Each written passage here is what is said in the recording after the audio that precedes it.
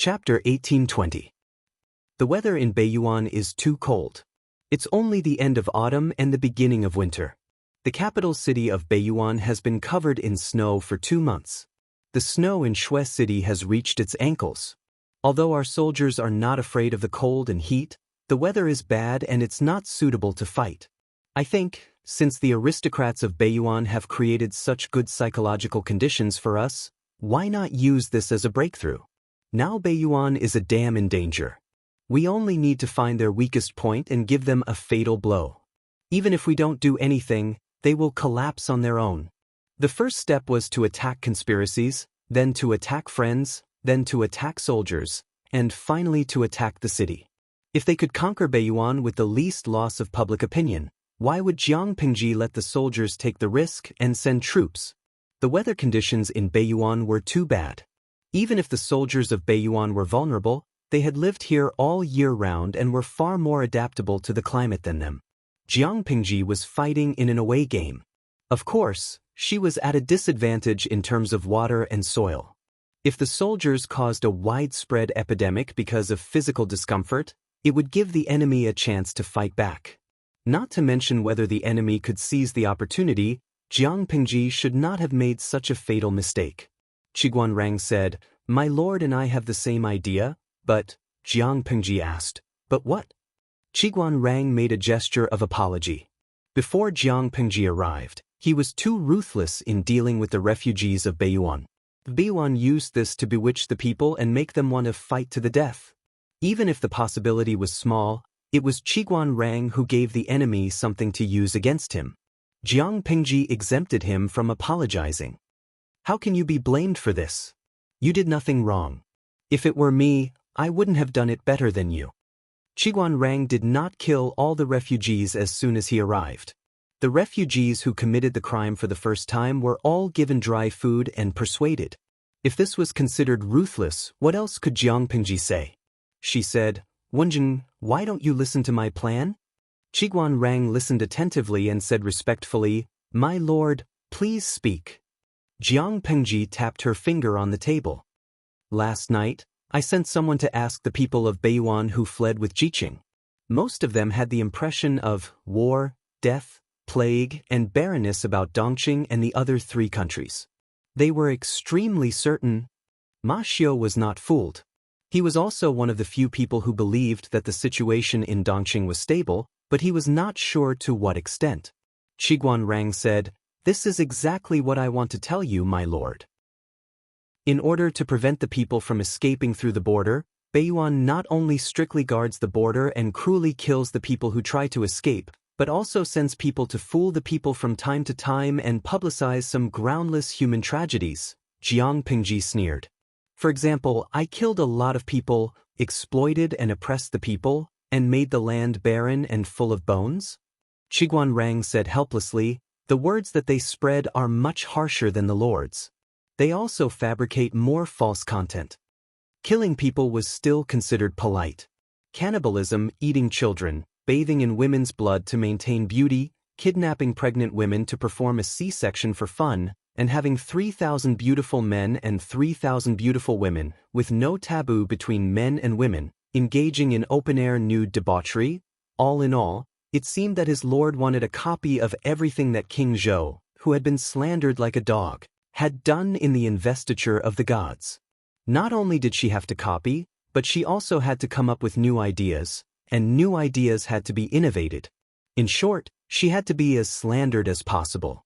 Qiguanrang deeply suspected that the people in Beiyuan who were engaged in the Internet Water Army were fans of the investiture of the gods. While they eagerly followed the story of Wanzhou, they racked their brains to frame their lord, saying that the world was a big melting pot. Only in this way would the people know fear and continue to endure the hellish days on earth. Look, the world outside Beiyuan was like that. You would regret it if you went there. It was better to stay in Beiyuan. Although Beiyuan couldn't let you eat your fill, it could let you drag out an ignoble existence. As one of the targets of slander, Qiguanrang only wanted to smash the heads of these idiots. How could they slander his lord? When Qiguanrang first saw this information, he had secretly thought about capturing them in the future and cutting off their dog paws with a knife. That's all they can do. Otherwise, they wouldn't have tormented Beiyuan like this. Jiang Pingji sneered. They say that I'm muddle-headed, tyrannical, and repulsive, but there are still people who can't bear it and take the risk to flee. It shows how much they've gone overboard. Qiguan Rang gently waved his feather fan and smiled. His thoughts were the same as his lord's. Another official asked, "My lord, do you want the people of Beiyuan to know the real Dongqing?" Jiang Pengji said, "If we don't let them know how good the people of Dongqing are living, how will they know that they've been fooled?" The more the aristocrats of Beiyuan squeezed the people, the stronger the backlash. But, if the people flee here one after another, should we accept them or not? Whether they accept them or not, it didn't seem right. Jiang Pengji said matter-of-factly, "No. Why should we accept them? Is it fun to move these days? Or is it not troublesome to move across borders? We're not going to guide the people of Beiyuan to seek refuge in Dongqing, nor are we going to drag their families away from their homeland. We want to let them know that even if Beiyuan changes its master, they can still live as well as the people of Dongqing. We also want them to know that their lives are even worse than the people who wander from place to place in troubled times. By the way, we should send someone to bribe the general who guards the border. It should work. The general who guards the border? Bribe that person? That general has a very good reputation among the martial artists. I'm afraid it won't be easy to persuade him." Although bribing the enemy general was normal, it also depended on the situation. If they met a loyal general, bribing him would only bring disgrace upon themselves. If they were unlucky, they might even fall into the enemy's trap. Jiang Pingji sneered. If he's really capable, how can he not even keep an eye on a group of refugees? I originally thought that person was greedy and lazy. He didn't care about these refugees and was too lazy to carry out the order issued by the royal family of Beiyuan to kill the people who fled. Now that I look at it, it's not entirely true. Perhaps this general still has some conscience, so he turned a blind eye to it and gave the refugees a way out. If it was greed and dereliction of duty, it could be bribed with money. By then, if the public opinion fermented well, Jiang Pingji could collude with the general to open the door and create the halo of a king's teacher. If it was someone with a conscience that had not been extinguished, then it would be even better. He would be moved by emotion and reason, and he would be moved by the righteousness of the world. Then he would be tempted by benefits, and he would not have any worries after he sought refuge with them. This would also achieve the best effect. Of course, if the general was unmoved by force or persuasion, Jiang Pingji could only use force to attack. Who gave the old, weak, and disabled soldiers of Beiyuan the courage to think that they could guard this stupid pass? I don't deny that there is eternal loyalty in this world, but it's just the tip of a phoenix's feather. Chapter 1821. When the officials retreated, they went about their own business. Qiguan Rang waved his feather fan and complained to Jiang Pingji. "My lord, you shouldn't have said such things to them. It will make you seem suspicious and heartless. It will be written about in the history books in the future." For the officials, if the ruler did not trust them from the bottom of his heart, would there be any sense of security? Jiang Pingji smiled and said, "Wenjing, do you think I said something wrong?" Qiguan Rang said seriously, "My lord, what you said is reasonable, but there are too many people in the world who like to deceive themselves and refuse to face themselves." Until the critical moment, everyone felt that they were the most loyal and should be rewarded for their loyalty.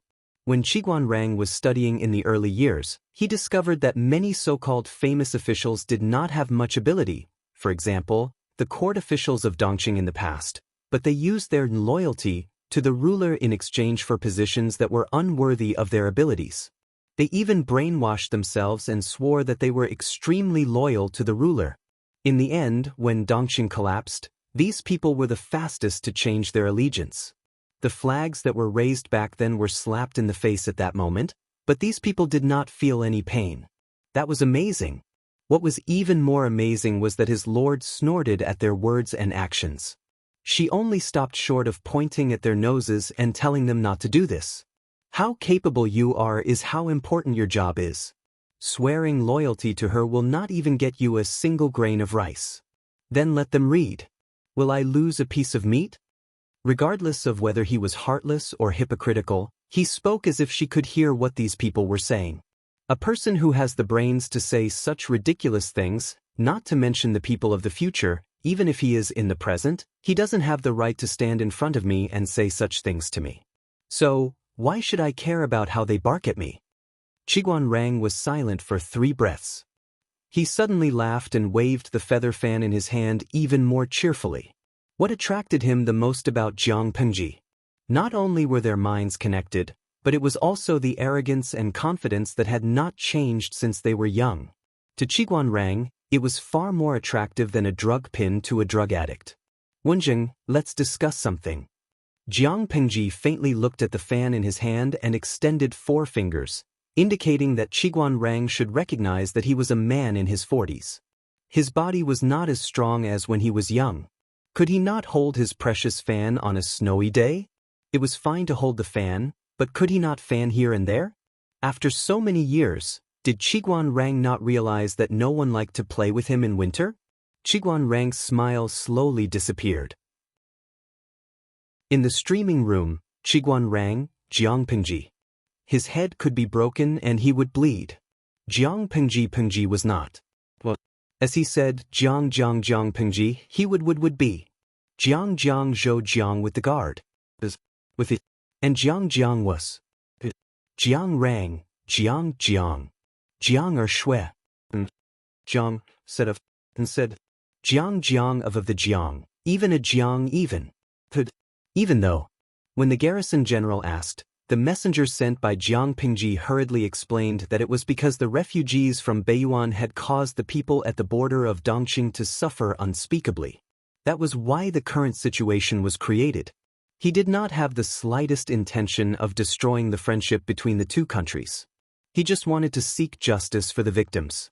Underscore this level of lying was probably equivalent to pointing out that laundry detergent was a chemical weapon. If they really wanted to seek justice, why would they need to deploy 250,000 soldiers to poke at their doorstep? Of course, the defending general did not dare to answer the messenger's question directly. He did not even acknowledge that the refugees were the people of the North Abyss. The citizens of our Beiyuan kingdom are generous and righteous. How could we commit such evil acts as burning, killing, looting, and raping the citizens of our neighboring country? Even if he really smuggled in illegally, he would still be an honest person who knew his place. The messenger used this as a breakthrough point and started chatting. For example, I heard that the taxes in Beiyuan are very heavy. How much taxes do the people pay every year? Are they still living well after paying so much taxes? Do they have enough to eat and wear? Is the place they live in leaky? I heard from the refugees that the situation in Beiyuan is not very good. Do they need help from the neighboring country? Everyone is doing this for the sake of the people. Don't stand on ceremony. The garrison general's forehead was dripping with cold sweat. At first, he could still handle it. Later, he felt that the messenger knew too much. However, he was the messenger sent by Jiang Pengji. No matter how bad his mouth was, he could not simply kill him. After chatting about this, the messenger began to care about the garrison general's family situation. Questions such as, which family does Old Tai come from? Oh, so he was born from a commoner's grassroots background. Old Tai is awesome. It's not easy to start from scratch these days. How many people are there in his family? Where are his uncle, aunt, sister-in-law, nephew, and niece now? Old Tai is fighting a war alone. Does he miss them? How's the salary? Is it enough for the family's expenses? If it's not enough, why not consider jumping ship and finding a better job? The garrison general's face turned green as he listened. It just so happened that the messenger was testing him while stepping on his bottom line. He could not explode even if he wanted to. Most importantly, when the garrison general was perfunctorily dealing with the messenger, he revealed a lot of personal information. The messenger had obviously done his homework. He knew that the garrison general had started from scratch and was being oppressed by his superiors who were born from aristocratic families. He knew how much credit had been stolen from him. He even knew that his wife had been ridiculed by other noblewomen in some public places. He knew about the grievances he had suffered all these years. How could he quickly close the relationship between the two of them? Of course, it was to accompany him in ridiculing the gossip of the people he hated and be his intimate trash can. Although the garrison general did not complain to the messenger, he was shaken by the words. At this time, the messenger did not propose to engage in a shady transaction. Instead, he mentioned a successful example that was similar to the garrison general's starting point. Look at the military generals under Lord Zhang's banner. Some were born from aristocratic families of generals, but most of them were born into commoners. They were not suppressed and their military achievements were taken away. Seeing that the garrison general did not believe him, the messenger pretended to be surprised and mentioned some rumors he had heard. I heard that my lord's reputation in Beiyuan is mostly untrue and false. Have you heard of it, General? The garrison general was shocked. He broke out in a cold sweat and smiled. How could that be? Where did the messenger hear these words? If he directly confirmed the truth of Beiyuan discrediting Jiang Pingji and admitted that they were the ones who stirred up those messy rumors, Jiang Pingji would directly carry the flag and attack them. What? Attacking without a good reason? Fighting to defend one's dignity? That was sufficient reason enough. Looking at the history of the predecessors, there was no lack of humiliating the monarch of a country, which then led to the destruction of the country. Even if the two countries were bound to fight, the garrison general could not let the information be used against them. The garrison general flatly rejected the idea. The messenger sneered again and again. After 3 rounds of wine, the messenger said that he had something to say to the garrison general. He hoped that the garrison general could dismiss his attendance. The garrison general had a guilty conscience. After hesitating for a while, he agreed. The messenger took the opportunity to extend an olive branch and promised many generous conditions. The garrison general absolutely refused. Chapter 1822. The envoy did not get angry. Instead, he smiled and said, "General, you are wrong. A fine bird chooses a tree to rest in, and a virtuous minister chooses a master to serve. Is the current royal family of Beiyuan really the legitimate one? It was merely a vile person who used bloody and despicable means to snatch it. At the end of the day, it was not justifiable. If that was the case, how could they bear the general's loyalty? Worthy of the general's unwavering loyalty? Dare I ask the general, are you loyal to the regicide and usurping Yi family, or to the people of Beiyuan? The Yi family usurped the throne, they should have been executed." The general was distraught, but he had to admit that the messenger was right. "General." The emissary struck while the iron was hot. "The Yi family is in power, and they conferred titles of nobility. Their entire family ate up the national treasury until there was nothing left. It's not an exaggeration to say that they are the biggest rats in the country." In order to satisfy his own selfish desires, he increased taxes and oppressed the common people, causing the wilderness to stretch for thousands of miles, bones piled up, and the road to the Yellow Springs was completely blocked. These crimes, dare I ask all the civil and military officials in the imperial court, who doesn't know about them?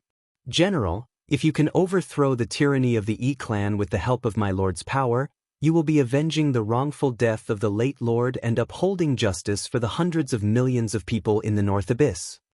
The defending general really believed it, but he couldn't tell what was wrong. Master Yi was indeed a sycophant who usurped the throne. All these years, the people of Beiyuan had no way to live. This was also an indisputable fact. The envoy said with a smile, "I heard that there are still some descendants of the former royal family of the Beiyuan living in exile outside?" The general glared at him and berated, "Who said that?" The messenger was not afraid of the general's threat at all. Instead, he said calmly, "Whether this rumor is true or not, it has left a trace of bloodline for the former royal family of the Beiyuan. If the Yi clan knew about this, they would definitely be anxious, and they would wish for nothing more than to cut the weeds and eliminate the roots, so as to put an end to any future troubles, right? Has the general ever thought that if you can find these descendants and help them to be conferred the title of nobility in the future, wouldn't that prove your loyalty?" The defending general was a little uncertain. Because of the abnormal customs of the Beiyuan, It was not a shameful thing for men to leave seeds everywhere and have children. Who knew if the men of the Beiyuan royal family had left seeds after a night of romance? The Yi clan claimed that the entire Beiyuan royal family had been killed, but was that even possible? Was it impossible for someone to slip through the net? Putting everything else aside, the landowning gentry who had created the world record and had hundreds of daughters and sons was still the subject of much discussion. For the sake of power, the landowning gentry desperately gave birth to children. When their children grew up, they would enter the imperial court and fight for the right to speak. Was the imperial family going to keep themselves clean? Most importantly, the emissary said this in front of him, so it was most likely that the descendant of the royal family was in their hands. The envoy did not look at the military general's changing expression and calmly persuaded, all the civil and military officials in the Beiyuan imperial court know that Master Yi is a villain who usurped the throne and a sinner who subverted the universe. But why doesn't anyone say anything? Why does everyone pretend to be deaf and mute? Wasn't it because they were afraid of death? Wasn't it because they were vile people who fawned on the rich and powerful? Wasn't it all because they were afraid of getting into trouble and being accused of treason by the Yi clan? However, the general was different. The general was a truly loyal and valiant general. Why would he be afraid of such things? If you take the right path, when the political situation in Beiyuan is clear and the people live and work in peace, it will be clear who the people should praise and who they should criticize. The general seemed to have been injected with chicken blood by the envoy's words. The latter said, "Who is truly loyal to the emperor and thinks for the sake of the country and the common people? Does the general know?" "It's you, the general." Listening to the messenger spout nonsense with a straight face, the balance in the commander's heart tilted towards Jiang Pingji with a thud. After a long time, the general bowed to the envoy and said with a firm gaze, "Please teach me how to eradicate the villains of the Yi clan." The envoy laughed heartily and helped the general, whose eyes were glistening with tears. With such a loyal person like the general in Beiyuan, why worry about the torch not being passed on? Next, it was time for the envoy to sell his lord and Dongqing in Wanzhou to the general. Listening to the envoy's description of the prosperous times, the general looked as if he had been deceived. He cursed the Yi clan for being treacherous and scoundrels. The envoy asked in surprise, "Why is the general so angry?" The defending general sighed and shook his head. The bastards of the Yi clan really spared no effort in defaming Jiang Pingji. Even the general was dubious. The envoy's face was solemn, but he was already sharpening his knife in his heart. When these little bastards of the Yi clan broke through the royal city of Beiyuan, he would capture them one by one and chop off their hands. The general entertained the envoy well, settled him in the best courtyard, and sent the most beautiful women to sleep with him. The envoy smiled and refused. "I have a fierce wife at home, I dare not enjoy it." The general was shocked. What was wrong with a man sleeping with a woman? Besides, it wasn't as if the envoy was going to sleep with her and bring her back. It was just something to relieve himself. Was the envoy so afraid? The envoy sighed. "Has the general forgotten whether my lord is a man or a woman? As a subject, I should at least follow the thoughts of the lord." The general understood and could only remove the women serving him. That night, the envoy ordered the guards he brought to keep watch and inform him to escape if there was any movement. The guards said, "Counselor, did you convince that person?" Feng Zhen clicked his tongue and rolled his eyes. "Who knows if he's just playing along with me? Maybe he'll come to kill me in the middle of the night?" He had obviously underestimated the power of his verbal rap and overestimated the upper limit of the general. The night passed peacefully. Feng Zhen even dreamed that Wan Xiu gave him an encouraging kiss, and the two of them were in a frenzy. He didn't have an affair outside, and he still knew how to keep his chastity. Not bad, not bad. After waking up, Feng Zhen muttered as he put on his clothes. Of course, can Xiu's color be compared to any ordinary rouge or powder? He was as pure as ice and clean as jade. Could any woman touch him? What a joke! After dealing with the general and confirming that they could flirt, Feng Zhen's mission was considered complete. He left contentedly.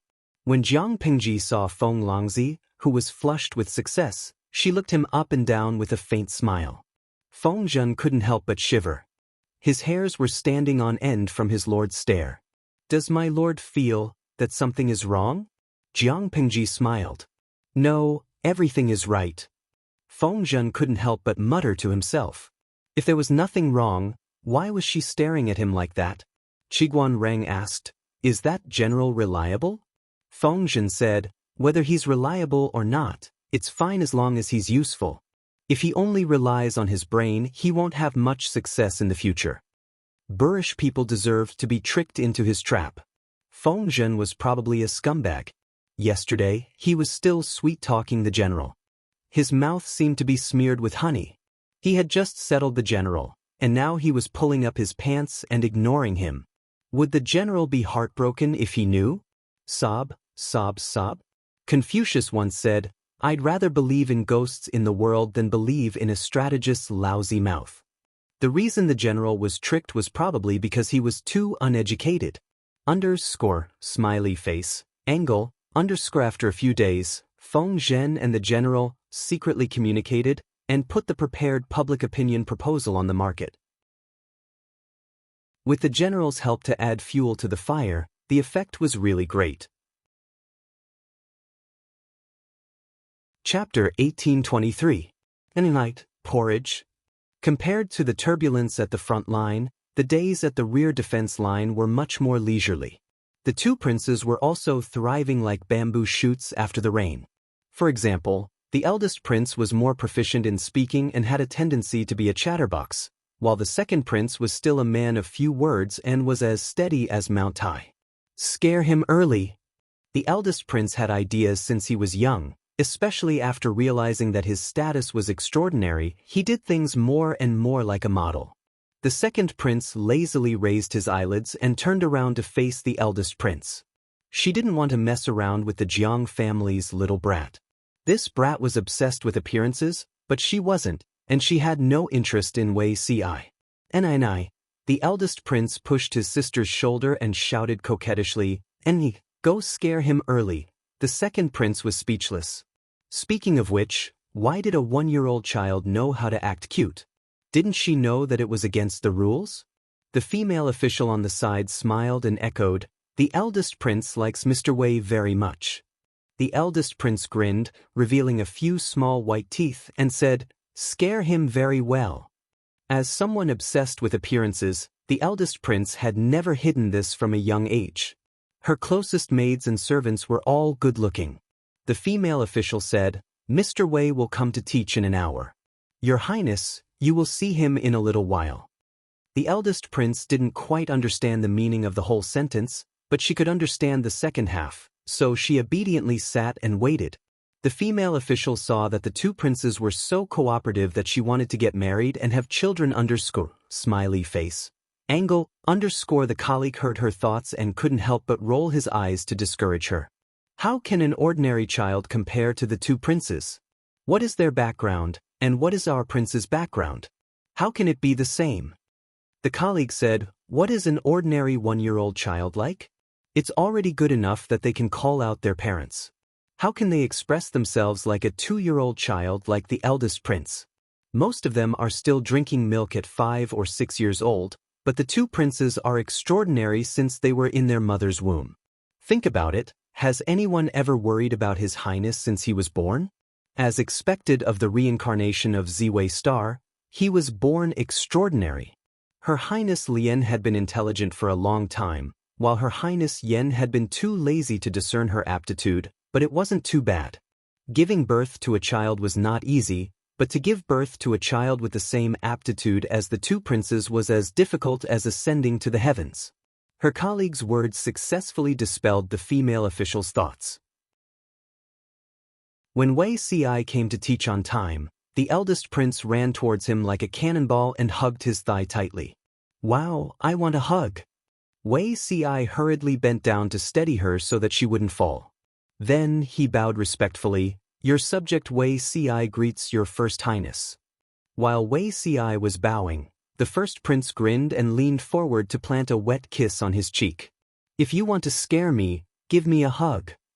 His Royal Highness couldn't help curling his lips when he saw this. Her outgoing personality really took after her mother. At such a young age, she had already learned to flirt without a teacher. What would happen when she grew up? If Jiang was fighting at the front line? Ji wondered if she would sneeze if she knew that her daughter had made a move on her husband. Princess Lien, you mustn't do this in the future. Wei Si was momentarily stunned. He patiently advised Her Highness to pay attention to her image. It was time to change her bad habit of being obsessed with looks. Do you want to scare me? She had been bored the whole day. The courtyard was only so big. She got bored after walking a few rounds. Her younger sister didn't play with her, so the thing she looked forward to the most every day was seeing Wei Si. It wasn't just because Wei Si was good-looking, but also because they were naturally close by blood. Wei Si rarely overstepped his authority. He raised his hand to stroke the eldest prince's soft hair and chuckled. I miss your highness very much too. Not far away, there were female officials and servants standing guard. Wei Si couldn't be too intimate with her. He pacified the little one and began to prepare for the lesson. Her Highness Lian's talent was similar to Her Highness Jiang Yan's in his previous life. Not only did she speak early and learn early, but she also had a strong memory.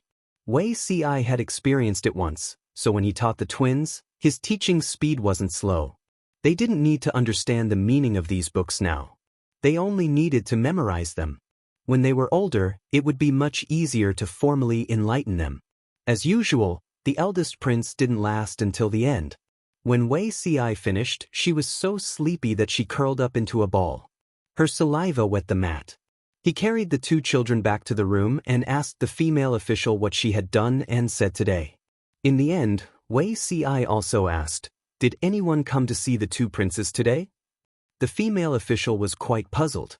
Ever since Lord Jiang left for the war, Wei Si had asked this question every afternoon.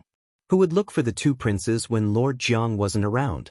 The two princes were too young. They couldn't even speak or walk properly. What was the use of looking for them? She had these doubts in her heart, but the female official didn't show it. Instead, she replied as usual, no.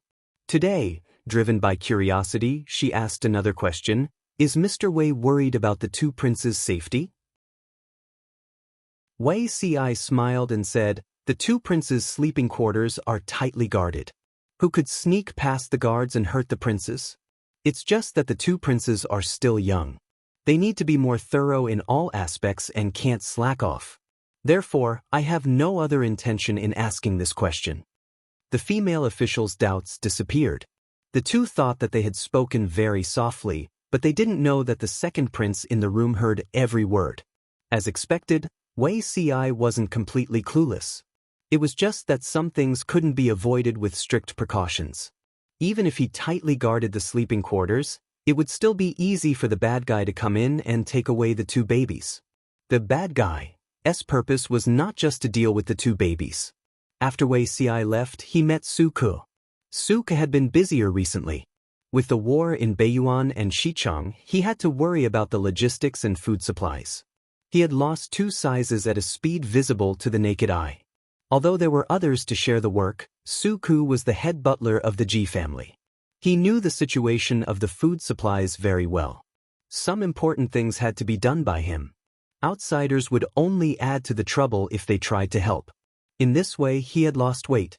After returning to the mansion, the servants told him that Qing Jing was waiting for him. Master's wife fried some melon seeds and dried a few caddies of dried fruits. Considering that there was no one to take care of you in the mansion, she sent me to deliver some to you. The melon seeds fried by Master's wife were delicious. Back then Jiang, Ji and Lu Jing stole a lot of them. Qing Jing and the others weren't greedy for good food, but they didn't dare to refuse Master's wife's kindness.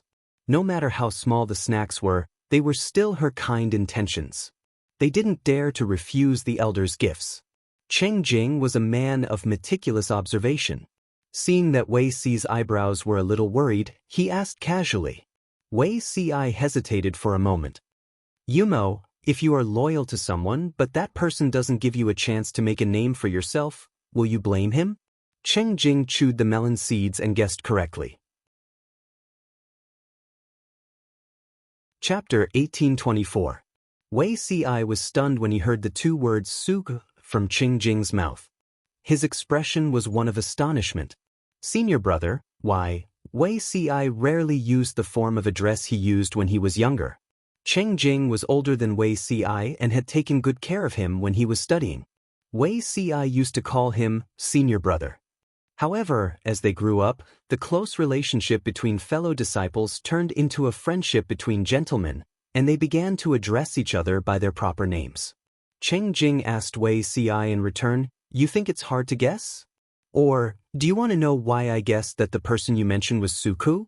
Zixiao, don't you think that among all the officials under Lord Zhang's banner, only Suku stands out from the rest? He's more special than Qiguanrang." Wei Si was silent for a while. "Senior brother, can you tell me, what's so special about him?" Qing Jing got up and looked around. After confirming that there were no outsiders, he cautiously sat back down. Among the important officials under Lord Zhang's banner, there are 3 who have the lowest status, Zixiao.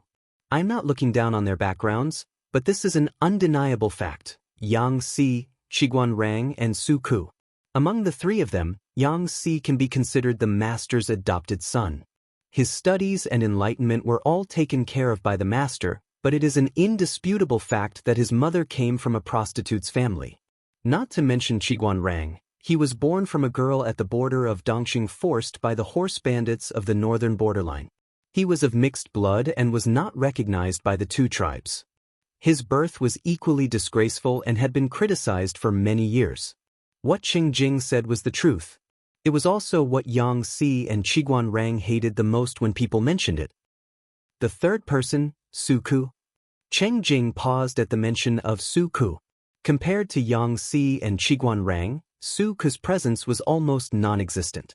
He would only occasionally attract the attention of the outside world. Suku offended the aristocrats when he was young. Even though he killed them out of filial piety, this cannot hide the fact that he was branded and exiled. Even though he was released from his lowly status by Lord Jiang and returned to a respectable status, the obvious tattoos on his face could not be concealed. Anyone who has seen him would know what kind of background he has. After saying so much, Qing Jing was a little thirsty. He poured himself a cup of tea to moisten his throat. In terms of status, the 3 of them are equally matched. Wei Si said, "My lord has never been particular about one's family background, only about one's ability and moral character." Qing Jing nodded in agreement. That's right. After so many years of observation, she has indeed implemented this very well. She has never shown any favoritism. But here comes the question. Has Lord Jiang really not been biased in these past few years? Zixiao, ask yourself honestly.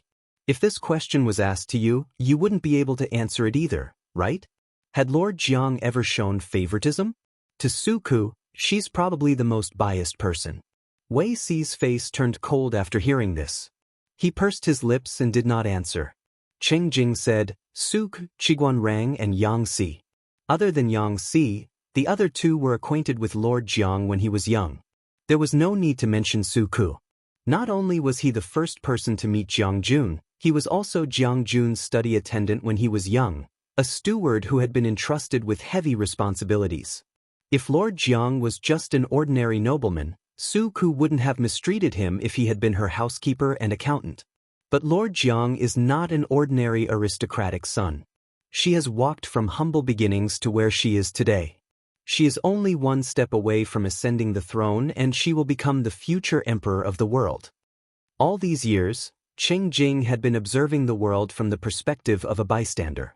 At the same time, he had also observed Jiang Su, Ji, and the other officials. After observing for a while, he found Suku to be an anomaly. In terms of friendship, no one could compare to him and Jiang. Ji's childhood friendship. In terms of talent, Suku could not be compared to Jiang Qinghu. Ji had been taking care of the rear for so many years and had put in a lot of hard work. In terms of reputation, he was at the bottom of the list of important ministers. Ever since Yang Si followed Lord Jiang, he has been participating in every battle and rarely had the chance to oversee the rear. When Lord Jiang had yet to prosper, she had handed over the extremely important Hu County to Yang Si, ordering him to train the troops and take charge of all affairs in Hu County. After that, he gave him the authority to deal with the Su brothers. After that, Yang Xi's official career was even smoother, and he had many military achievements. Relying on these military achievements, who would dare to be presumptuous and despise his background in front of Yang Xi? Not to mention Qiguan Rang. His glorious battle record is even better than Yang Xi's. The battle at Zhongzhou was truly brilliant. Not only did he have meritorious service to back him up, he also had Lord Zhang's complete trust. Now, is there anyone who dares to speak ill of his family background to his face? Cheng Jing's words made sense. If one looked carefully, one would find Jiang Su. The Empress Dowager Ji treats her officials who were born poor and commoners really well. It was not that he was biased towards them, nor was it that he could not distinguish right from wrong. Jiun Shu was the fairest vassal Cheng Jing had ever seen, but did this mean that she was not biased? Of course not. She was biased because she would give these people a chance to make contributions and let them speak with facts. As long as they performed meritorious deeds, any reward would not be excessive. With meritorious service and rewards, their status and weight would rise accordingly. In comparison, the officials of landowning households were slightly weaker. Of course, if one didn't look closely, one wouldn't be able to notice it. Even if they found out, Yang Xi and the others also spoke with their strength and did not rely on nepotism to get to the top, so there was nothing to criticize. Whether it was the civil officials or the military generals, almost all of them were like that.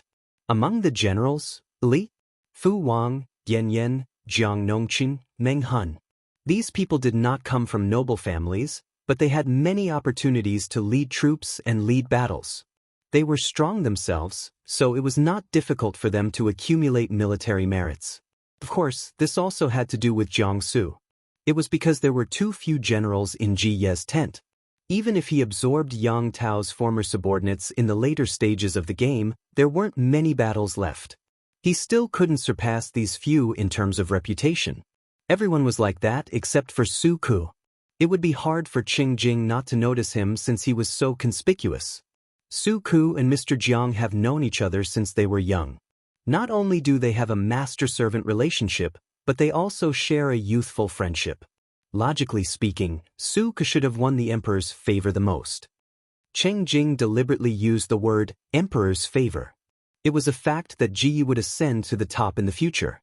Yet, the status he possessed did not match his reputation.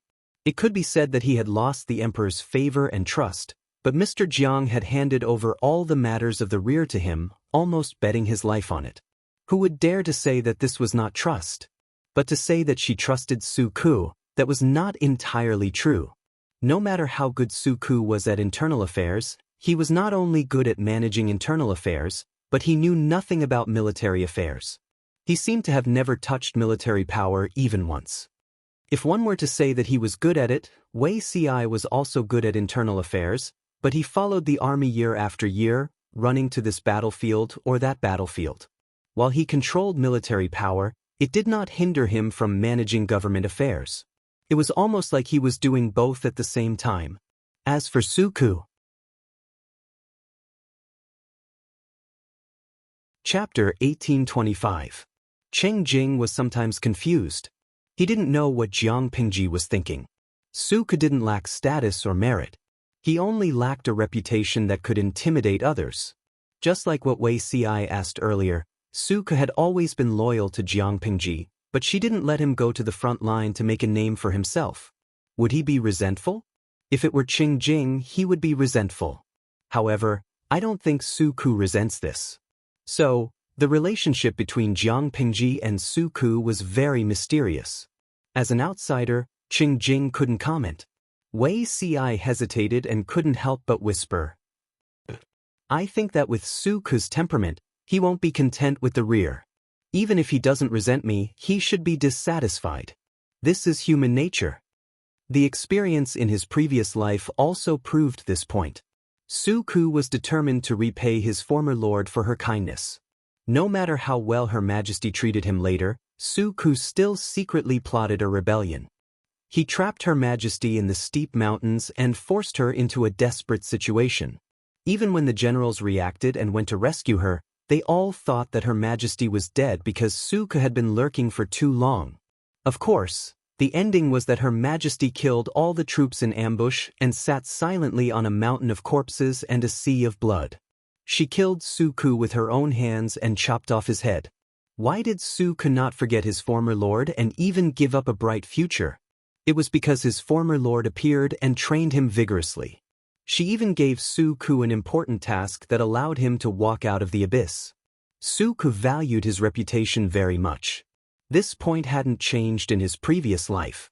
Wei Ci didn't suspect him at first.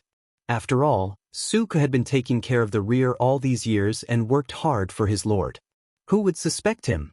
It wasn't until his lord's words before he left that Wei Ci realized that things might be more serious than he thought. He couldn't help but overturn all his previous guesses and put everyone on the list of suspects. On this basis, he asked himself a question. If these people wanted to rebel, who was the most likely to control the overall situation without causing chaos? It couldn't be Qiguan Rang, Yang Si, Fengzhen, Han Yu, Fu Wang, Li Yun, or Jiang Nongqin. These were all important ministers of the Lord. They had outstanding performances in certain aspects, but none of them could do this. Only Suke had this ability. He seemed inconspicuous, but he controlled all the lifelines. Even if the Lord suddenly died, as long as Suke did not fall, the foundation of the entire organization would not collapse. Whoever he supported would be able to stabilize the situation. From this angle, Suku was the most suspicious. But Wei Ci could not think of any solid evidence that could prove that Suku was a suspect. He had no reason to betray them. If it was because he didn't have the opportunity to make a name for himself and make a name for himself in front of others, he could just mention it to his lord. Would the Lord be stingy with these few opportunities? Would she disregard the wishes of her subjects and forcefully imprison them in a domain so that they would not be able to develop? How could this be? Back then, Han Yu was Su Pei's #1 strategist. He was good at dispatching troops to war, but he was more suitable for legislation and writing books. When the Lord supported him to develop in this direction, she also carefully sought Han Yu's opinion. Only then did Han Yu gradually reduce his activity at the front lines. But if he really wanted to go to the front lines, the Lord would not refute his request. Even Han Yu was like this, let alone Suku. Wei Ci was very conflicted. Jiang Pengji was in danger at the moment. He could not suppress his worry, but he had to control his bad habit of suspecting everyone. The more he couldn't suppress his suspicion, the more suspicious he was, and the more paranoid he became. Cheng Jing saw that Wei Ci's eyebrows were full of worry and asked, "You suddenly mentioned this. Is there something wrong with Suku?" Wei Ci smiled bitterly and said, "Maybe I'm being paranoid." There were contradictions and things wrong with Suku, but it was not enough to prove that he had betrayed them. If Suku found out that she made wild guesses without any evidence, the relationship between them would completely collapse, and they would never see each other again. Cheng Jing said, "It's not necessarily being paranoid." Wei Ci. He said meaningfully, "Lord Jiang seems to be on guard against Suku." Wei Ci's face turned pale. Cheng Jing said, "I've said before that Lord Jiang is the most perceptive. How could she not find out what Suku is missing? Based on her temperament, how could she tolerate her subordinates suffering such grievances? She has considered everyone, so there's no reason for her to skip Suku, who she should not have neglected." Wei Ci's heart skipped a beat, and his hands on his knees trembled slightly. Cheng Jing shook his head and said, "But as you said, there's no evidence. No matter how we speculate, it seems like we're being paranoid." The real solution to his doubts would have to wait until the moment when the mystery was revealed. "Zixiao, is something big going to happen recently?" Wei Ci raised his head and met his senior's eyes. For a moment, he felt like he was seen through, and all the secrets in his heart were exposed in front of him. He looked away unnaturally. "No, if it's really nothing, based on your temperament, how could you let your imagination run wild and even suspect an important official like Suku? Not everyone was as broad-minded as the sea. Some bottom lines should not be crossed. Once they were crossed, they would offend the other person to the utmost." Wei Ci could not understand this. The only possibility was that he had discovered something, and that was why he was distressed. Wei Ci still shook his head and refused to say another word. He had almost forgotten his senior's ability to see through people's minds and get information out of them. Choosing to talk to him today was a mistake. Qing Jing said, "If you really have doubts, then don't let your guard down." Before leaving, Qing Jing raised his hand and patted Wei Ci's shoulder, encouraging him in a low voice. Compared to Su Ku, he trusted his junior brother more. Wei Ci suspected that there was something wrong with Su Ku, so there must be some unspeakable reason. "Have you sent the things over?" Master Yuanjing was sitting in the corridor helping his wife curl wool. When he heard that his eldest disciple had returned, he raised his head and asked, "Yes, they've been sent over." "Looking at your expression, you seem to be troubled. Did something happen to your junior?" Qing Jing did not want to reveal more about what Wei Ci had said. He only said, "Recently, I've been learning about astronomical phenomena from my teacher, and I've had some enlightenment." What enlightenment? Tell me about it." Qing Jing deliberated. "I'm afraid that Jiang Jun's road to becoming emperor is not very smooth." Master Yuanjing nodded and praised him. "Looks like he's learning well." Master's wife was angry. "What kind of treasonous words are you two talking about?" Master Yuanjing sighed. "I'm just saying that there were some twists and turns, not that he failed miserably."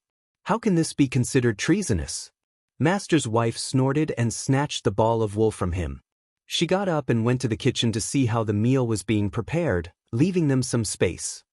"Teacher, you mean," Master Yuanjing said, "the Emperor Star is indeed facing a murderous situation, but we should still believe in him. He's the child of destiny after all." Qing Jing said, "If that's the case, why didn't you warn Jiang Jun to make early preparations?" Master Yuanjing curled his lips. The murderous situation was also set by Jiang Jun to wait for the tigers and wolves to enter. "Why would I warn him?" Qing Jing was speechless. "I suddenly regret supporting you two brothers to enter officialdom. Having a ruler like this, life will not be easy if you have the slightest bit of disloyalty." It was not good to be too shrewd. Who knew when one would be tricked? Chapter 1826.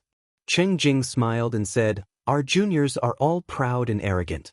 How can they be willing to serve a mediocre and incompetent leader?" Whether it was Wei Ci, Yang Si, Han Yu, Lu Zheng, or the other juniors who became officials one after another but were not well known, who didn't have the ambition to help the right path and make a name for themselves. Their reasons for becoming an official were different. Some wanted to bring honor to their ancestors, some wanted to leave a good name for generations to come, some wanted to cleanse the turbid world, and some simply wanted to practice their own morals. In the end, they all wanted to achieve the same goal. They wanted to realize their ideals, and needed a wise ruler with unparalleled talent. A mediocre ruler could not suppress these people. What Master Yuanjing said about the underwear was true. However, one was willing to be beaten, and one was willing to be beaten. Everyone was willing to be beaten. It would be a tragedy and misfortune if they entrusted their talents to a mediocre or even muddle-headed leader. Master Yuanjing muttered, "That's what you say, but Lord Jiang is different." Qing Jing asked, "What's different?" Master Yuanjing smiled and said, "Everything is different." Qing Jing complained in frustration, "Teacher, you're playing this kind of riddle with your student again." Master Yuanjing laughed. As his smile deepened, his smile lines became more prominent. He looked more and more like a sly old fox. "I made a prediction a while ago. Guess what I predicted?" Master Yuanjing pretended to make a prediction and tried to arouse his disciple's curiosity. However, his disciple had grown up and was not as gullible as when he was young. Master Yuanjing could only reveal the riddle. "In a few months at most, it will be a great opportunity for you to become an official. How about it? Are you happy? Disciple, are you ready?" Qing Jing's face darkened slightly. He suddenly understood what Master Yuanjing was hinting at. When Huang Song was defeated and captured, Qing Jing also became a prisoner.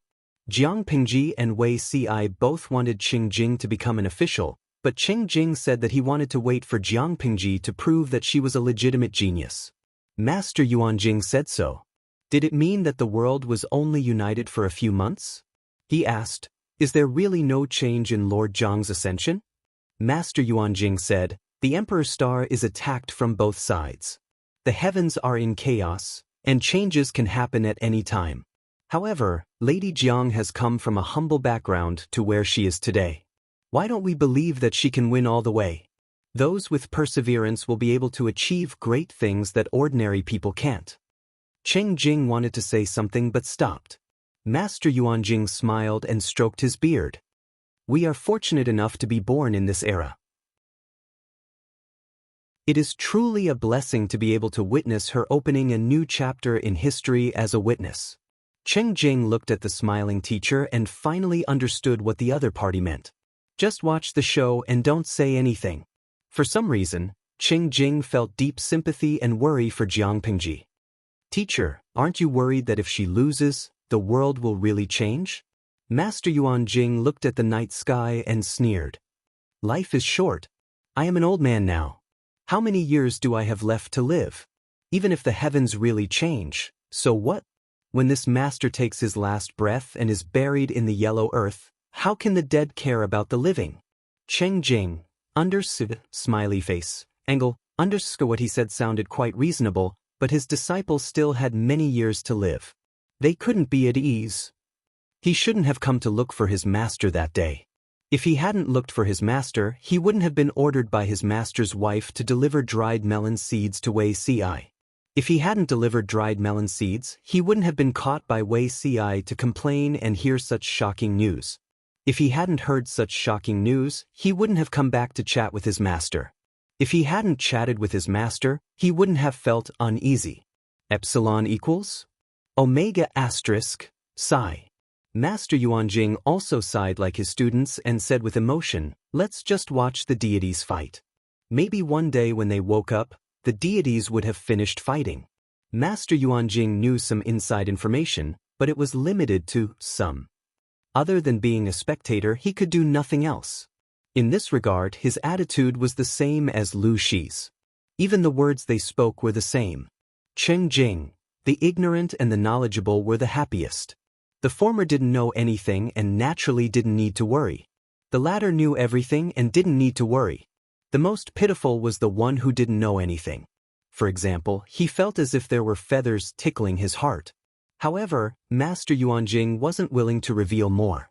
Cheng Jing could only sigh and be a spectator. As the saying goes, when deities fight, no one knows when it will start and when it will end.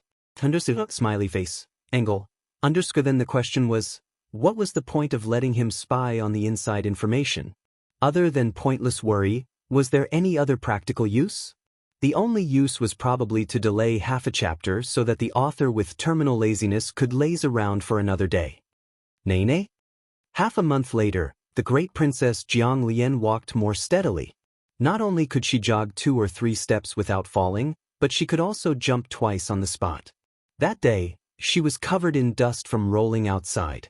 When she was tired, she was ready to harass her sister. As soon as she entered the house, she found that there was a white and chubby little thing next to her sister. The other party was clinging to her sister. Her possessive highness Lien ran a few steps and pounced on the person. She hugged the person and rolled twice. Her little face showed a little fierceness. The fierce-looking highness Lien made a threatening gesture with her teeth. Her chubby finger pointed at the second prince and shouted, "My nene." The little thing was dizzy from rolling. It was also pressed down by the sturdy first prince. It immediately cried out in grievance. The maid was already frightened by the first prince's action, but she didn't dare to go forward and pull the angry highness Lien away. For a moment, the hall was filled with the loud cry of a child. Teardrops fell down one by one. Her highness Lien still refused to soften her attitude. She clenched her fist and waved it in front of the other party. It was very threatening. Your highness, this is the second son of the Feng family. You can't hurt him." The maids were so scared that they knelt down. The maid plucked up the courage to go forward and beg for mercy. However, how would the 1-year-old highness Lien know who the second son of the Feng family was? She only saw a guy clinging to her sister. She pointed at the second prince confidently and repeated, "My nene." The maid didn't know whether to laugh or cry at the first prince's domineering blade. The second prince was naturally the first prince's sister. This was something that even a blind person knew. "This Feng Erlang is the second prince's friend." The maid repeated, hoping that the first prince would restrain himself. The first prince didn't understand what a friend was, but he felt that it wasn't a good word. Wasn't the sister hers? How did it become someone else's? The usually cheerful first prince pursed his lips in grievance when he heard this. Tears welled up in his eyes and rolled down. When the maid saw this, her head became bigger. She could only subconsciously send a signal for help to the second prince. She hoped that the source of the dispute between the two children could come and clean up the mess. Unexpectedly, the other party just sat there and watched the show. Feng Erlang cried loudly. The first prince only cried but didn't howl. Hearing his loud voice, she also learned to cry. Book Guest House Reading Website. Chapter 1827. For a moment, the two children's high and low cries came out of the hall, alarming Wei Ci, who came to teach. What happened? As soon as Wei Ci came over, the first prince, who was howling loudly to suppress Feng Erlang, immediately stopped, got up and ran to Wei Ci. However, she only knew short and repetitive words, unable to accurately express the meaning of someone trying to snatch her sister. She was so anxious that her little face turned red. Wei Ci looked up and saw a strange boy in the hall. His expression froze. "Who is this character?" The maid said, "The second Langjun of the Feng family." Wei Ci frowned. "Feng Erlang? Feng Yu? Why is he here?" His eyes fell on the sobbing boy who was silently crawling towards the second prince. His calm eyes seemed to be raging with a storm. The little guy seemed to feel it. He shrunk his shoulders and wanted to bury himself in the second prince's arms like an ostrich. However, he was dressed too much and looked white and fat. A 2-year-old child could not be covered by the second prince. "Why is he here?" The maid said with a strange expression, "I don't know what happened to the second prince today. He was clamoring to go out of the front hall. As soon as he went out, he found Feng Erlang at the corner of the street. If it wasn't for his identity written on the longevity lock on his neck, I wouldn't have known who he was." The second prince seemed to find him interesting and dragged him back. After the first prince came back, perhaps he suspected that Feng Erlang was a criminal, so he made a fuss. Wei Ci lowered his eyes and asked, "Did you send someone to inform the Feng residents?" The maid said, "Yes, the Feng residents really lost Erlang." The servant who came to pick up the child was still waiting in the small room in the side hall, but the second prince refused to let him go. Wei Ci sneered, "Such a big residence, can't even watch over a 2-year-old child. Useless." The maid heard the word useless and was surprised.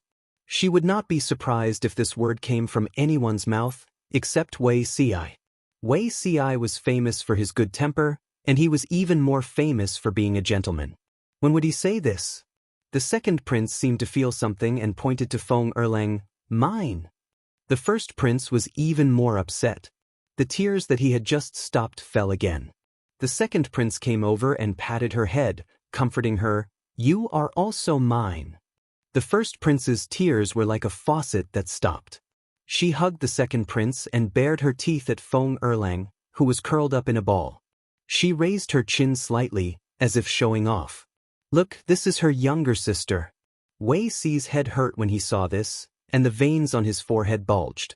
His second daughter had a problem, and Feng Zhen's second son wasn't easy to deal with. Feng Zhen's mansion was 4 streets away from here. How did a 2-year-old child manage to get there? By rolling. Erlang Day, today class. Feng Erlang was especially attached to the second prince and vowed to share the same bed with her. The prince also saw the second, and wanted to occupy the seat. She was naturally domineering and directly hugged the second prince. If Feng Erlang dared to approach, she would bare her teeth and threaten him with her fists. Feng, the two, the Ci and the Ci. Prince, as the femme fatale, that the 2 naughty children were fighting over, the second prince showed an expression of despair. To be honest, the two babies were indeed very cute, but if they made too much of a fuss, they would become little devils. It was more comfortable to look at them when they were well behaved. So, she patted Fingerlang's head, and the child, who had tried to resist just now, immediately became obedient. Stop fooling around. Let's go to class. The first prince glared at Feng Erlang, who was pretending to be obedient, and followed his sister to listen to the lesson. It was rare that the eldest prince did not fall asleep even after Wei Si's lecture ended. Instead, he used his childish and fierce gaze to guard against Feng Erlang. From the beginning to the end, Fingerlang maintained an obedient, innocent, and pure expression. Wei Si dismissed his servants and maids. The female official also sat outside the hall and waited. Wei Si said coldly, "Does Feng Zhen know?" Feng Erlang blinked his eyes. The second prince sat upright, and the first prince was on his guard as usual. Wei Si. Not a single response. Did they think he was performing a one-man show? After a long while, the second prince finally moved his butt and changed into a more comfortable sitting position. "He is my..." The second prince looked straight into Wei Si's eyes. Although he did not speak fluently, his pronunciation was very clear. Wei Si clenched the book in his hand. The second prince swallowed his saliva. He would salivate if he said a long sentence, so he had to stop and suck in his saliva halfway through to avoid embarrassment. "Child, did you hear that?" The little brother under her protection. Feng Erlang, who was pretending to be innocent and well-behaved, straightened his chest. But because he leaned forward, the Empress Dowager's center of gravity shifted, and he accidentally fell backward and rolled twice. After a long while, Wei Si sighed and asked, "Is there any danger?" The second prince said, My man, there is no danger." Wei Si asked her again, "Does the Lord know?" The second prince nodded. Wei Si said, "Fine, let him come over every day to accompany your highness to relieve your boredom." Speaking of which, his life had been magnificent. He had been reborn. In his previous life, his wife was the empress, his eldest daughter was the empress, and his second son had tried to force the empress to abdicate. In this life, his wife was still the empress, his eldest daughter would also become the next empress, and his second daughter had a secret.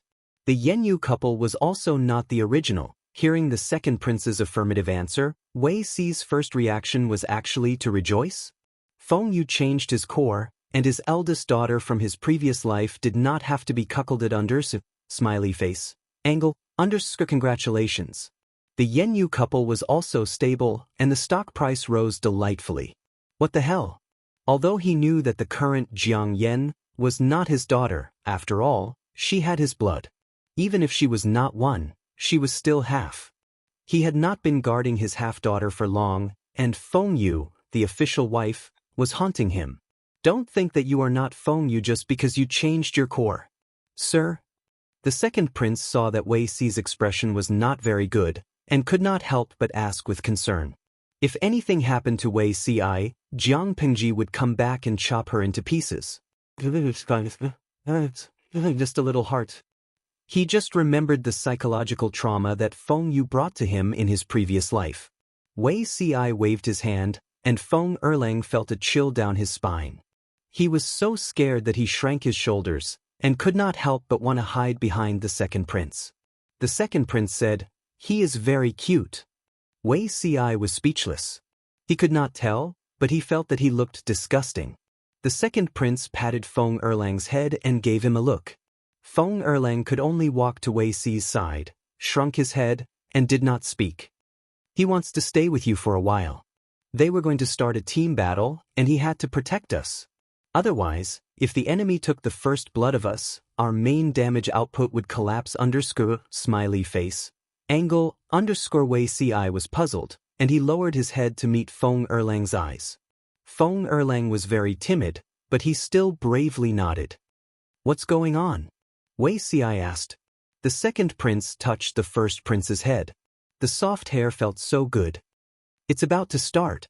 The second prince said meaningfully, "He can protect you." Wei Si was speechless. He suddenly reached out his hand, and Feng Erlang was grabbed by the back of his collar. Feng Erlang, who was staring innocently, was speechless. Wei Ci held the cute dumpling, and he doubted that he had heard wrong. Protect me? Daily doubting life. Wei Ci had wasted all kinds of conspiracy theories and analysis testimonies for the past few days, but the result was such a funny beginning. Genius. 1 second to remember this website address. Mobile version. Chapter 1828. Wei Ci prided himself on being a man. How could he let a 2-year-old baby protect him? Ridiculous. What can you protect me with? Wei Ci carried the cowardly and adorable Erlang from the Feng family. Hearing his gentle tone, it actually made the latter's hair stand on end. His pair of big eyes were instantly filled with hazy water vapor. His small mouth pouted and rolling tears fell down his face. Wei Ci was speechless. He hadn't done anything yet. Why was this kid crying first? Wei Ci couldn't help but put down Erlang of the Feng family. The kid cried and crawled quickly towards the second prince, hugging him and crying silently. The second prince raised his hand and patted his back, coaxing him in a low voice. Wei Ci felt his teeth ache. He was indeed a hateful kid. In the previous life, Feng Yu had many tricks up his sleeve, but at least he was thick-skinned and knew his limits when it came to playing tricks. Now, this fake was completely shameless. Even if he was wearing the skin of a 2-year-old, who knew how old an old ghost was inside? Did an old ghost have the nerve to cry while asking for comfort from a 1-year-old baby? The answer was yes. Erlang of the Feng family seemed to be addicted to playing the role of a child, asking for comfort, hugs and kisses at every turn. This is a black-hearted one. Wei Ci concluded after watching for a while. Acting cute maliciously was too much. However, the second prince was a cute complex. He couldn't control himself when it came to cute things. He could even change his lazy work and rest habits in order to come into contact with cute things. Wei Ci looked at the shameless Erlang of the Feng family. An idea flashed in his mind and he couldn't help but sneer. Acting cute, right? No matter how cute he acted, he was still an old cucumber dipped in green paint. The surface was tender, but the inside was dry and devoid of water. How could he be more attractive than being naturally cute? On the second day of class, Wei Ci had something in his sleeve that immediately attracted the second prince's attention. Erlang of the Feng family was tragically abandoned. Bye-bye. The first prince also pointed at the black and white ball in surprise. This is black. Wei Ci's eldest daughter, Nan appeared. Not only could she cry, but she could also look at people with her dark, pure and innocent eyes, melting people. The first prince showed an unprecedented curiosity towards new things. The eyes of the usually lazy second prince also lit up. He took the initiative to get up from the mat and move to the front of Wei Ci step by step. His eyes stared unblinkingly at the little darling in his arms. Sir, the second prince blinked his bright eyes and said happily, I want to play with it. The female official looked worriedly at the black and white ball in Wei Ci's hand. Even if it was just a cub, it was still an iron-eating beast that had followed Qi Yu through many battles. They were worried that it would hurt His Highness. Wei Ci generously placed Darling in her arms. Before coming over, this black and white ball had already been carefully washed. At this moment, its hair was shining. Sir, I'm afraid His Highness won't be able to hold him, the maid watched nervously. Before she could finish her words, she saw the second prince holding the iron-eating beast cub, which was not much shorter than her. The iron-eating beast cub did not let Wei Ci down. It shyly covered its eyes with its paws and opened its mouth slightly, revealing its pink tongue. The eldest prince also came forward and carefully stroked the black and white ball's fur. The black and white ball had maintained its cub form for so many years.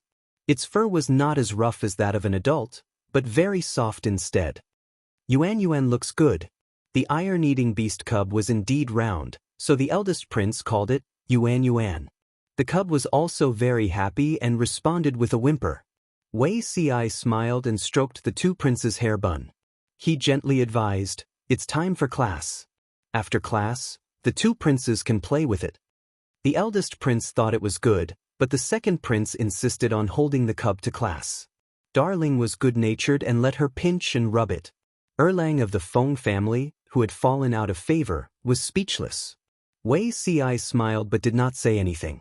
Could Erlang of the Feng family be as cute as his daughter?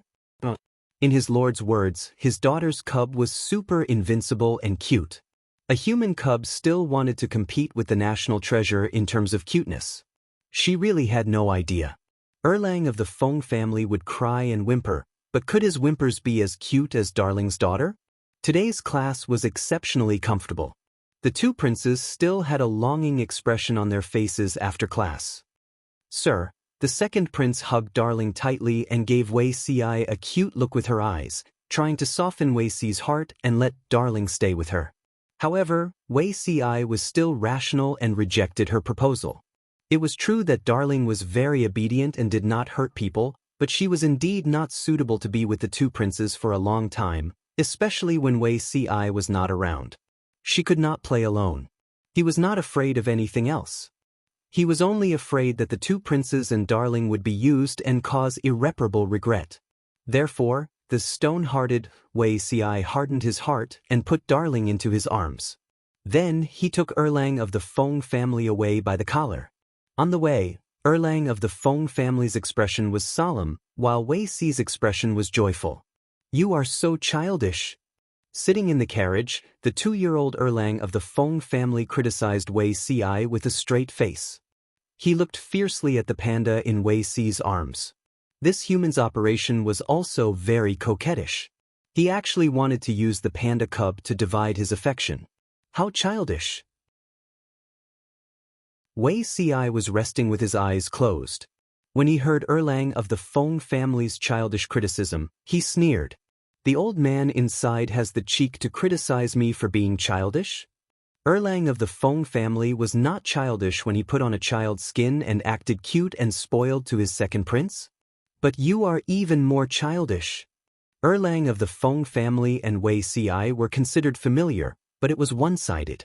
When he was still living in Jiang Pingji's god-slaying sword, he was forced to watch Wei Ci and Jiang Pingji being intimate every day. The two also did things that were not suitable for children in front of him. Although he did not see it, he heard it. Whether Wei Ci was childish or not, he knew. Wei Ci sneered. "If you tell me the details, I won't be childish with you. Otherwise, the panda Darling would occupy the second prince's embrace for a long time and would not have the status of his old love, Erlang of the Feng family." Erlang of the Feng family could not help but roll his eyes.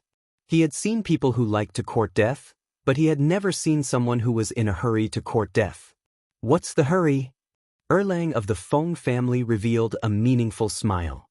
"When it happens, won't you know?" When they were about to reach the mansion, Wei Ci asked him, "Your Majesty, can you really handle it?" Erlang of the Feng family said, "As long as you don't die, she won't lose. You are very important to her." Wei Ci revealed a puzzled expression. Erlang of the Feng family said, "That's why I have to protect you. Now, this identity is just right to deceive people and not arouse suspicion." Wei Ci was speechless. Not necessarily. When they got off the car, Wei Ci also grabbed Erlang's collar. As Wei Ci entered the mansion, he could faintly hear him say, "Protect? With a body that can be lifted up with one hand?" Erlang of the Feng family was speechless. "Are you looking down on our milk baby's core? I'll show you my true identity and scare you to death." Erlang of the Feng family spat out a mouthful of milk paste angrily. Genius 1 second remember website. Mobile version.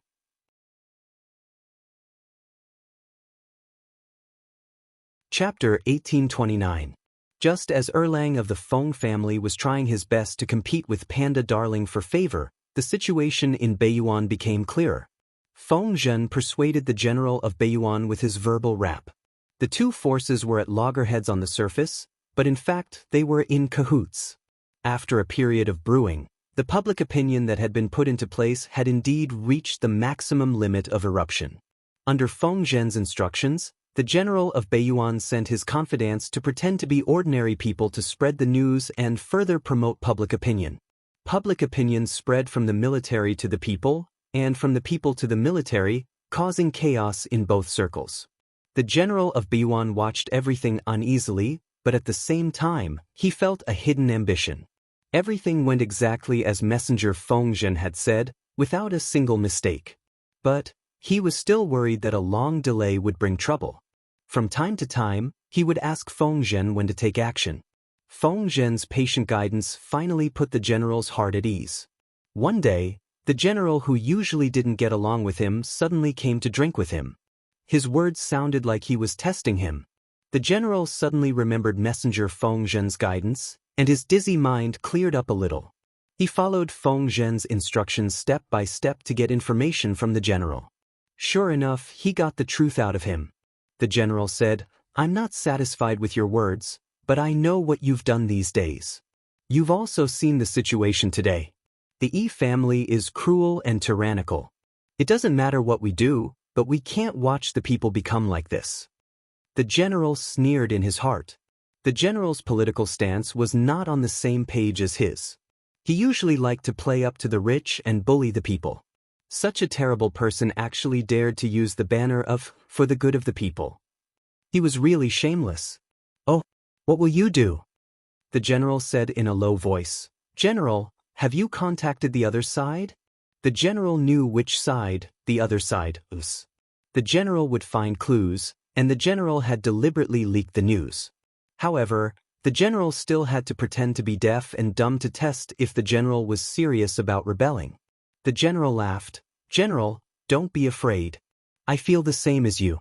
I can't stand the Yi family's cruelty and want to plead for the people of Beiyuan to welcome the true emperor. However, General, you're still too careful. You can't control the entire border by yourself." The defending general sneered. "What do you intend to do?" The deputy general said, "This general is willing to be the general's vanguard and fulfill your long-cherished wish." Discerning people all knew that Beiyuan couldn't hold on any longer. Who knew the situation of military provisions and supplies better than the soldiers? Beiyuan could not resist the enemy's 250,000 iron hoofs. Many speculators had already started looking for their next target, and Jiangpingji was undoubtedly their only target. Unfortunately, they wanted to seek refuge but had no way to do so. They scratched their ears and cheeks, and the deputy general was one of them. Just as he was worrying about this, he realized that his superior, the garrison general, had some unusual movements. It seemed to have something to do with Jiangpingji. That was why he took the initiative to look for him, hoping to get in touch with him and get some credit for helping him become a dragon. Beiyuan would be lost sooner or later. Those who pledged their allegiance to Jiangpingji first would naturally be more important. When Jiangpingji used force to break through the gates of the Beiyuan kingdom, the captives would be prisoners. It was better to plan a way out for himself so that he could be a high-ranking official when he was with Jiangpingji. At the very least, they would be able to maintain their current status. The garrison general then asked him, "What proof do you have?" The deputy general leaned close to the garrison general's ear and whispered a few words. After the two looked at each other, they revealed a tacit smile. The deputy general's pledge of allegiance was a signal. More and more people took the opportunity to change sides. The garrison general saw that the time was ripe. Under Feng Zhen's instructions, he held a banquet and invited all the important generals to drink and discuss important matters. After 3 rounds of drinking, the garrison general scolded the Yi family for being cruel and tyrannical. The generals kept quiet out of fear. "Everyone, why don't you follow me and rebel against the Yi family?" He pulled out his sword and looked at the crowd with bloodshot eyes. Those who had colluded with him all agreed. A few generals from the Yi family's faction were enraged. They pulled out their swords and scolded the garrison general for his treason. In the end, before they could finish their words, their heads were chopped off by the people beside them. The banquet that had been filled with toasts and toasts 15 minutes ago was now covered in blood. A few heads rolled on the ground. The garrison general sent someone to collect the heads as a gift for the opening of the city the next day. A mutiny was carried out quietly. When many low-ranking soldiers woke up, the flags on the city walls were uniformly changed. The flags fluttered in the wind and snow. The unfamiliar patterns of the tribe's emblems stood tall on the land of the Beiyuan. Not long after, the news of the loss of the border flew to the Beiyuan as if it had wings. Jiang Pingji took advantage of the high morale on her side and sent troops to attack 3 passes in a row. The morale of the people in the Beiyuan was completely destroyed. At this time, the public opinion among the people had reached a boiling point. More and more people knew that the outside world could no longer tolerate the atrocities of the Yi family in the Beiyuan. At this time, the news of Jiang Pingji's strict management of the army. After the city was breached, the news of not burning, looting, disturbing the people, and not slaughtering captives also spread. More and more people gathered and wanted the garrison soldiers to open the city gates and surrender to Jiang Pingji. Lord Jiang didn't come to attack the Beiyuan. She came to eradicate the malignant tumor of the Yi family and save our people. The harsh governance of the Beiyuan was a sharp contrast to the benevolent governance Jiang Pingji implemented in Dongqing. The people's nerves had long been suppressed to the bottom. At this time, when Jiang Pingji attacked the Beiyuan, they all rebounded. Most of the garrison soldiers were old, weak, sick, and disabled. How could they resist the people who had lost control of their emotions?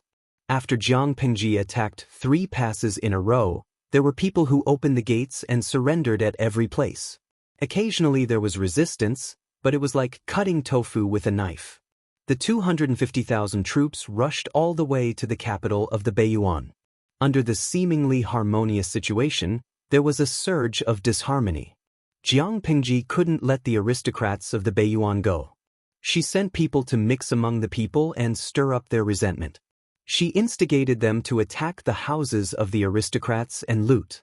The soldiers who were mixed in took the opportunity to harvest all the heads. When Jiang Pingji received the message for help and hurriedly sent troops to rescue them, the rebels had long dispersed. The unlucky ones were completely annihilated. The lucky ones still had a few people left.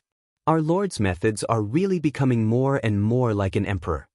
In half a month, they conquered half of the Beiyuan and killed tens of thousands of enemies. 60% of them were the so-called aristocrats of the Beiyuan. If he hadn't seen it with his own eyes, Feng Zhen really couldn't imagine that the 2 words, aristocrats, were so cheap. Every household had a scale of hundreds or thousands of people. Were the people of the Beiyuan all breeding pigs? How could they have so many children? What made him even more emotional was the Lord. She didn't have the slightest bit of soft-heartedness. She directly killed them. In the end, she even put all the blame on the refugees. No one had any evidence to suspect her. Who asked them to bully the people so ruthlessly? It was reasonable for the people to aim their angry butcher's knife at them.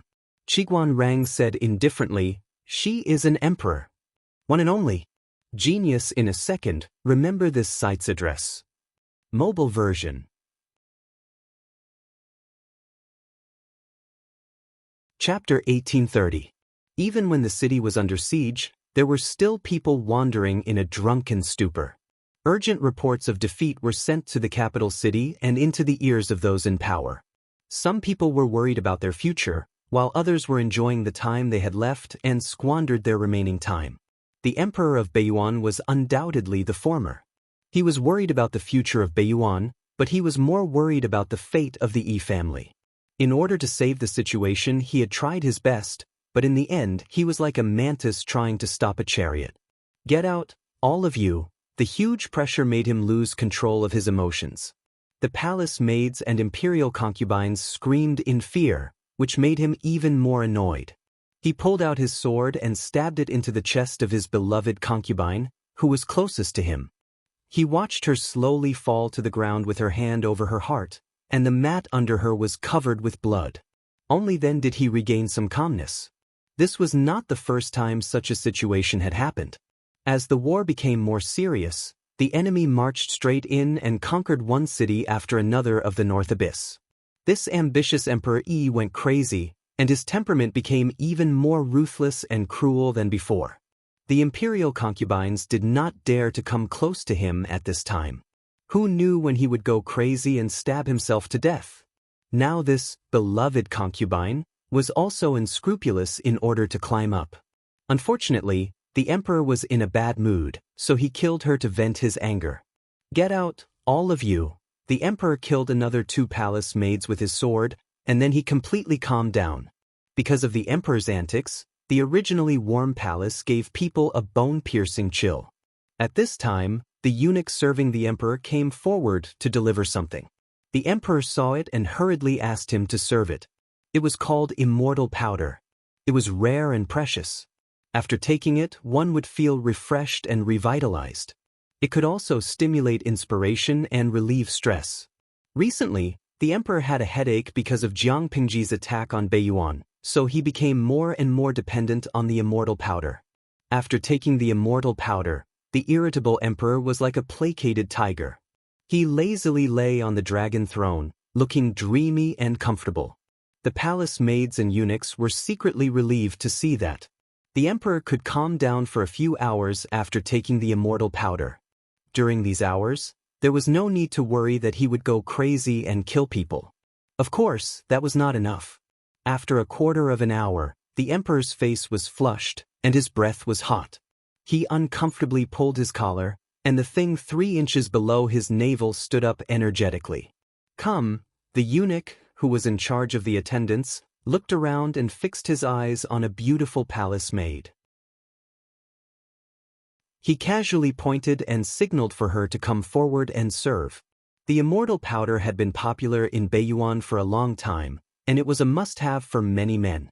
As mentioned before, Beiyuan aristocratic families were crazy about reproduction.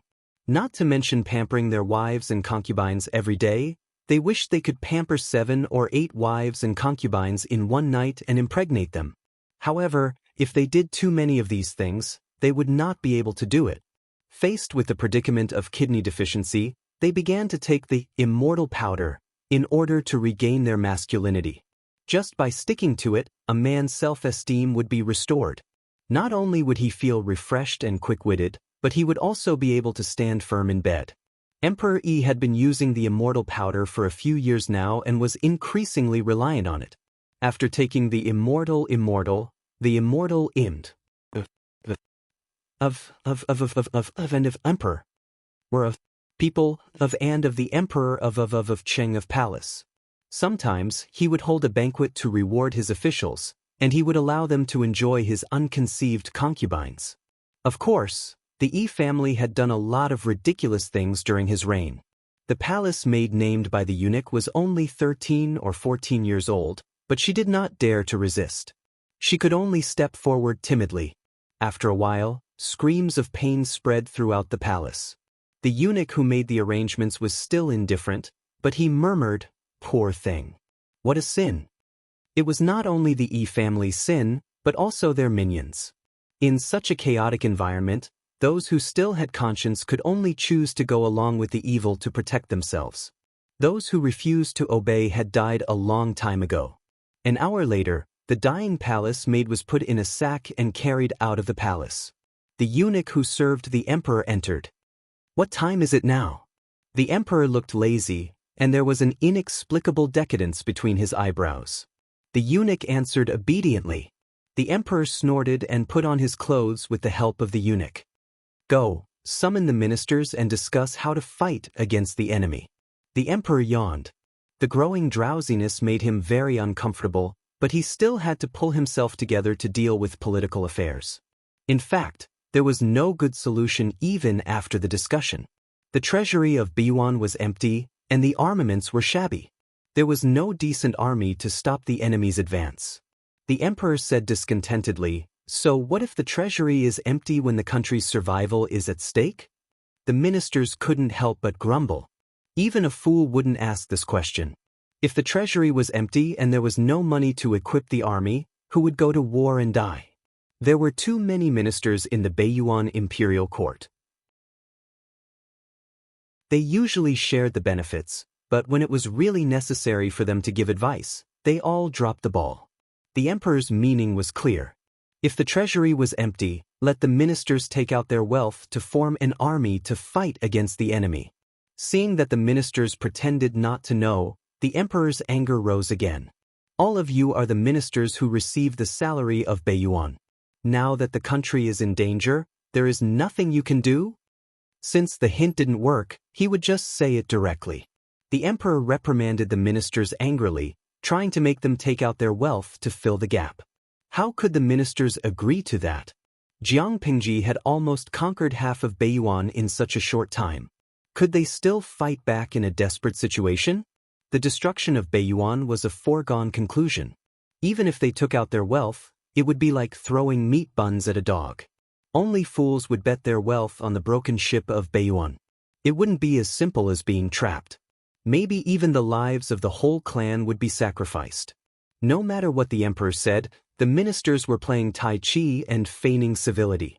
In the end, the furious emperor drew his sword and killed a few ministers who were not pleasing to the eye. Under the threat of their lives, a few ministers finally relented and said they would go back to raise money and grain. As soon as they left the palace, their expressions changed.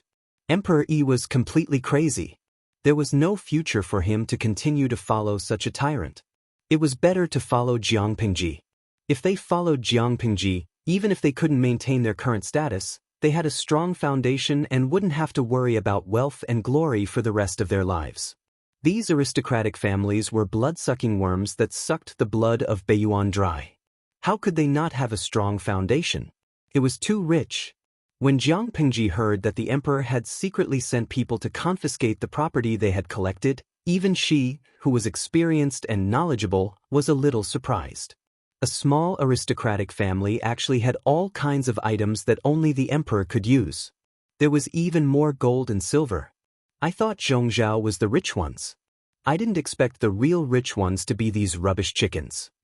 Jiang Pingji sneered and threw the account book aside. The idea of killing the rich ones to enrich the private treasury became stronger.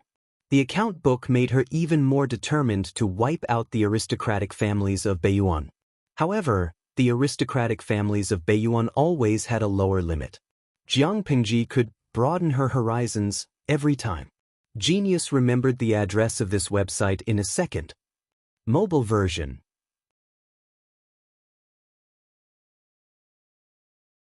Chapter 1831.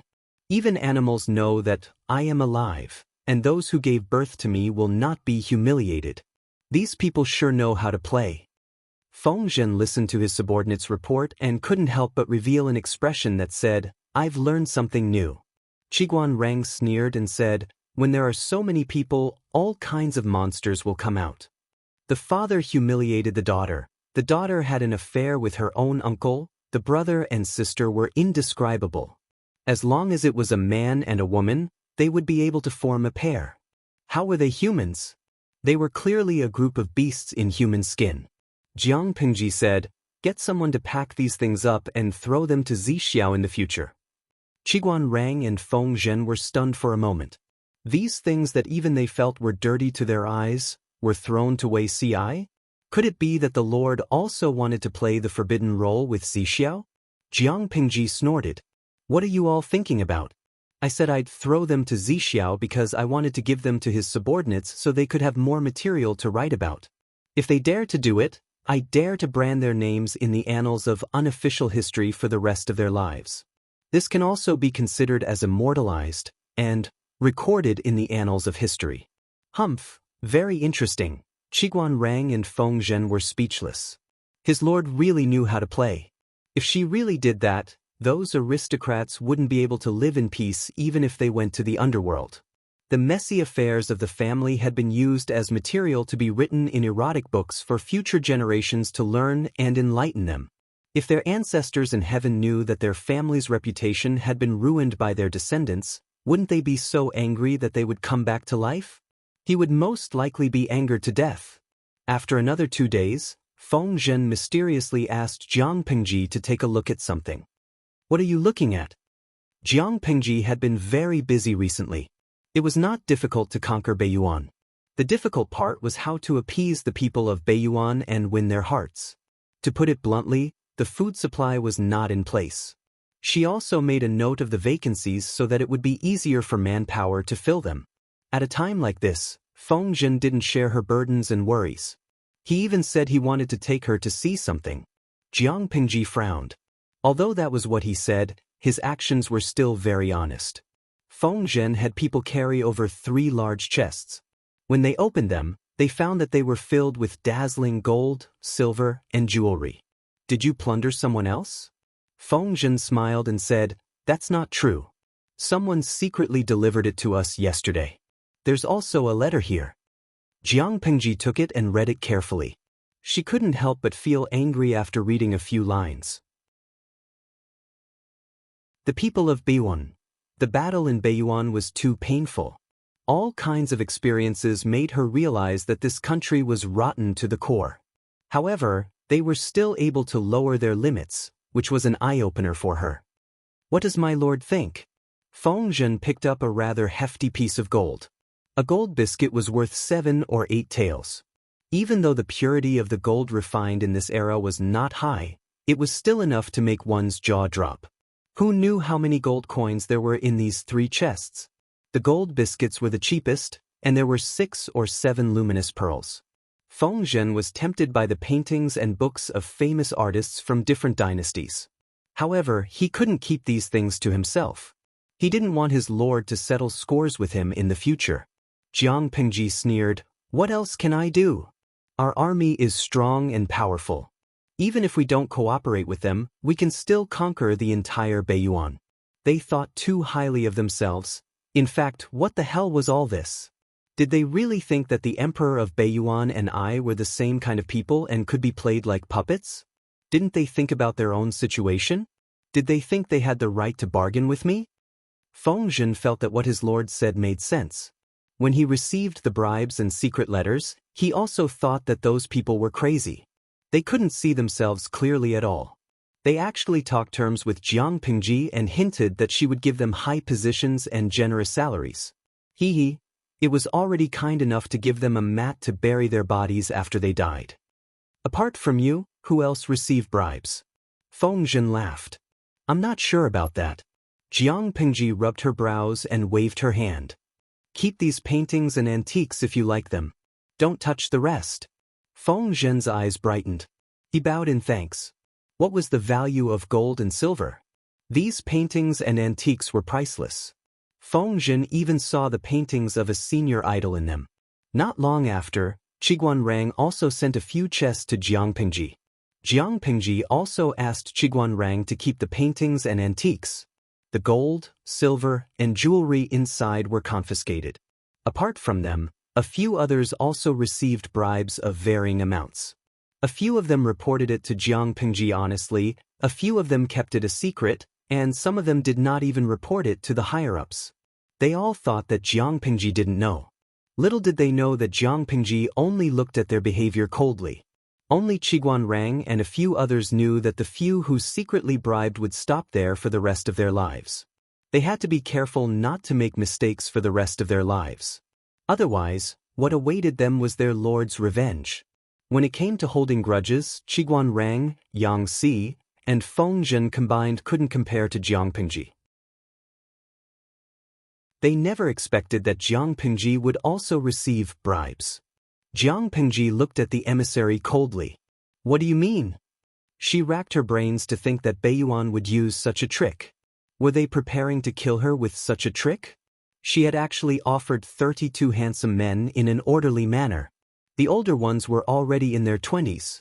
The younger ones were only 12 or 13. The only thing they had in common was that they were good-looking. Very good-looking. Jiang Pengji didn't need to look at them carefully to know that they were good-looking. Didn't they see that the bullet screen in the livestream room was boiling? These salted fishes were experienced and knowledgeable. To be able to make them boil, one could see how good-looking these men were. TSK, Jiang Pengji sneered coldly in her heart. Looking at Duo Zixiao's peerless beauty, these salted fishes could actually accept these pretentious, vulgar men. Their aesthetic standards needed to be improved. Faced with Jiang Pengji's mockery, one of the salted fishes spoke the truth. Potato chips. No matter how good Zixiao is, he's already taken. Moreover, these men are young and handsome. Jiang Pengji, very good, she would never eat potato chips again in her life. You don't have to explain. Jiang Pengji rubbed her brows and said, bring all of them back. If you insist on staying, that's fine. Before the emissary could reveal a joyful expression, Jiang Pengji said again, leave one, I'll kill one myself. The royal family of Beiyuan is immoral, but I'm enforcing justice on behalf of heaven. Let's fight. There's no room for nonsense. If your country's emperor still has a sense of shame, please tell him. First cultivate his virtue, then cultivate his heart. You've lost the hearts of the people, yet you don't repent and reflect on yourself.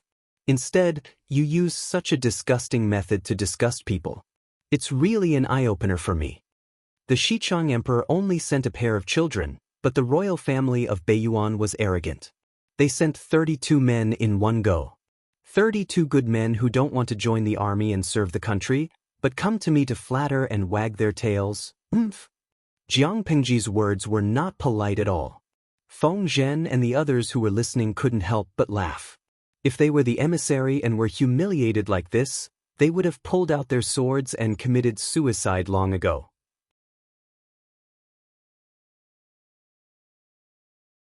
Chapter 1832.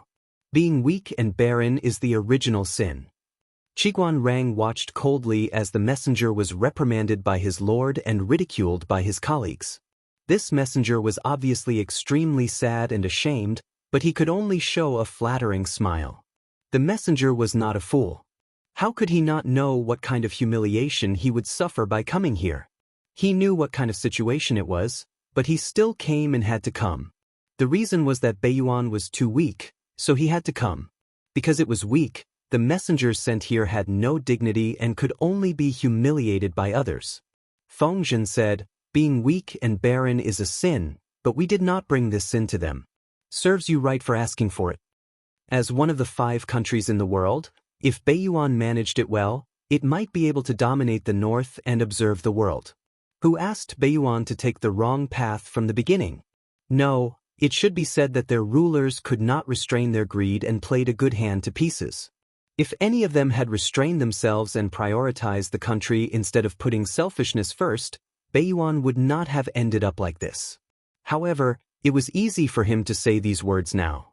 Were all the people in Beiyuan blinded by greed? At the end of the day, it was just bad money driving out good money. Those who still had a conscience could only choose to follow in the mire to protect themselves. The more people who followed in the mire, the larger the group, the faster the foundation of Beiyuan would be corroded. Even if some people knew that Beiyuan would be digging its own grave if it went on like this, who dared to stand up and say it? Those who dared to say it were either mute or dead. Everything that happened to Beiyuan, wasn't it also what Dongqing, Nanxing, and Zhongzhou had experienced? However, the last 3 countries were completely free because someone used violence to cut off the rotten roots from the main trunk, but Beiyuan was still sinking. Qiguan Rang did not sympathize with the messengers of Beiyuan who were ridiculed and embarrassed by the crowd at all. Instead, he felt that this was the retribution they deserved. According to the Lord's previous words, during an avalanche, no snow was innocent. Similarly, when the Beiyuan collapsed, none of these officials were innocent. Was there any difference between choosing silence and following in the mire? In essence, there was no difference. They were all executioners who pushed Beiyuan to the end. This envoy was also an official of the Beiyuan court. Now that he was groveling at the feet of the Lord in such a lowly manner, wasn't he deserved it? When the crowd dispersed, the emissary led the 32 handsome men away in embarrassment. Qiguan Rang saw that the emissary's expression was sad and indignant but helpless. There seemed to be tears at the corner of his eyes. Seeing this, Qiguan Rang sneered and waved the feather fan in his hand even more cheerfully. He liked to see his enemies struggling in desperation. It made him happy. Just as he was thinking, he heard the crunching sound of snow being stepped on. Qiguan Rang didn't need to turn around to know who the footsteps belonged to. He turned around and bowed to Jiang Pingji. What is Wen Zheng looking at? Jiang Pingji followed Qiguan Rang's line of sight and looked over. She could faintly see a small messenger. Qiguan Rang remarked, a few pitiful stray dogs. Jiang Pingji looked at him and corrected Qiguan Rang seriously. It can't be a stray dog, right? It's obvious that they're the dogs of a defeated country. Qiguan Rang smiled delightfully. Jiang Pingji said, Wenjing, do you think I'm a vile person who is intoxicated by success? Qiguan Rang replied, my lord is a woman, not a vile person. My lord is the victor. and the victor has the right to write history. It's not an exaggeration to say that you are successful. The country is about to perish. People in troubled times are worse than dogs. Which of the 4 words, stray dogs of a country, is wrong? When I heard the conversation between you and Zisher just now, I thought you were feeling sorry for the messenger who was humiliated and ridiculed and felt sad. Heh, that's why I came here to enlighten you. Jiang Pengji smiled as if she was telling the truth. I don't know enough about Wenjing. Wenjing's breadth of mind is different from ordinary people. It's also my fault for judging Wenjing from the perspective of an ordinary man. Qiguan Rang laughed. No one understands me as well as my lord. Jiang Pengji suddenly changed the topic. Looking at the situation, Beiyuan will be in our hands before the beginning of spring. Qiguan Rang nodded in agreement and tacitly ignored the previous topic with Jiang Pengji. Jiang Pengji said, Wenjing is not only an important minister to me but also a close friend. When Qiguan Rang heard this, he vaguely felt that something was wrong. Jiang Pengji continued, between close friends, we naturally hope that each other can be safe and live a better life. It's the same for me. Qiguan Rang asked her, what do you want to say, my lord? Jiang Pengji said, if one day you find something wrong with me, don't make a sound. Take care of yourself.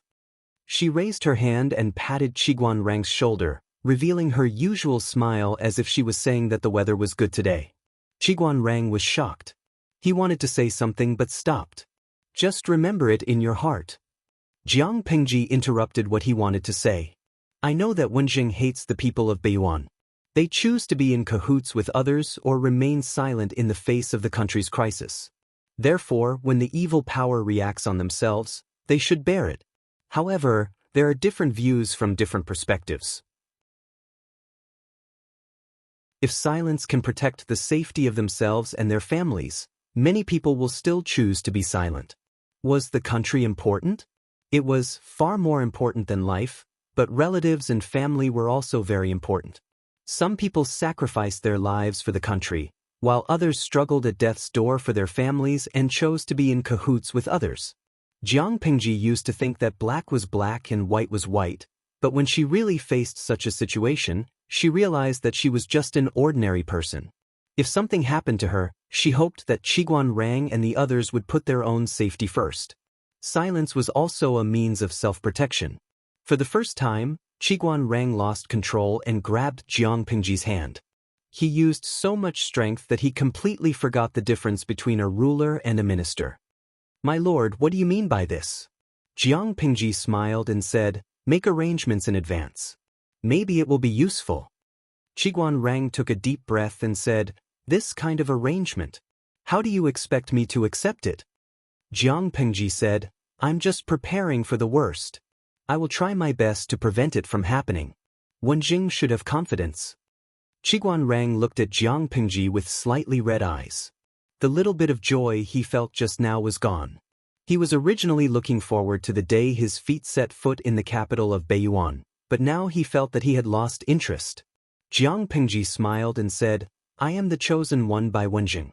You should believe that I can sweep away all obstacles and no one can stop me. Qiguan Rang said, yes, that's true. A brave person should move forward with indomitable will, but the Lord had given him some funeral arrangements. What did this mean? It meant that this brave person was also confused and hesitant about the future. She was not sure if she could win. Because of this worry, she gave her funeral arrangements and prepared for the worst. How could Qiguan Rang not be worried? My lord, do you know what my only wish in this life is? What is it? Qiguan Rang said, I want to see you with my own eyes. Only you, ascend to the throne and rule over the world. No one but you.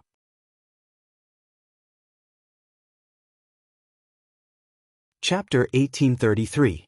After another month, there was good news from Xicheng. Fu Wang's battle was very boring, really very boring. There was a feeling that Dongqing, Zhongzhao, and Nanxing were trying their best to create a scene of chaos, but Xicheng was just playing house. When he first received the military conscription order, Fu Wang was very excited. He thought that he could show off his skills, make countless contributions, and defeat the enemy. But in the end, He solemnly issued a military order to his lord and brought more than 200,000 soldiers to conquer Xichang. He thought that there would be a hard battle, but in the end, Xichang's operations were beyond his imagination. The army conquered the border of Xichang, killed a group of bandits, and destroyed 2 villages. When they captured the captives and interrogated them, they said that they were the emperor. Emperor? Fu Wang looked at the bandit emperor in confusion. He was dressed in hemp and gray cloth. When he captured someone and interrogated them, they said that they were the prime minister. Prime minister? Bah! A bandit village has 200 people, and half of them have official positions. Why don't you go to heaven? When Fu Wang heard that the emperor made a dark-faced shrew empress and a widow in her 40s his favorite concubine, his expression could no longer be described with words. Even children don't play house so casually. Aren't you adults ashamed of yourselves? This was not what made Fu Wang feel the most hopeless. Not long after the 200,000-strong army invaded Xichang, they received envoys from several forces. After careful questioning, the larger ones only had half a province, and the smaller ones had 1 to 2,000 people. The smaller ones had big ambitions. Some called themselves feudal lords, and some had already proclaimed themselves emperors. They hoped that Fu Wang would leave their land in the name of the country. If he didn't leave, there would be serious consequences if the 2 countries became enemies. Fu Wang was just a commander. He couldn't bear the responsibility. Fu Wang was speechless. Could these people not live in their own world and keep on blabbering? Why couldn't he bear the responsibility? His lord had given him more than 200,000 elites to be fully in charge of the war here. He could even capture the emperor and kill him first before reporting. His lord had delegated power like a flood. Why didn't Fu Wang have the right to bear the responsibility? They don't know what they're talking about. Lead the troops and flatten them. One word, beat him up, motherf ***. There was no need to talk about anything else when it came to war. The moment Fu Wang spoke, the arrogant fellows scattered like birds and beasts. In order to resist Fu Wang's army, it was said that Xichang had organized 100 feudal vassals' oath ceremony to resist Fu Wang's attack.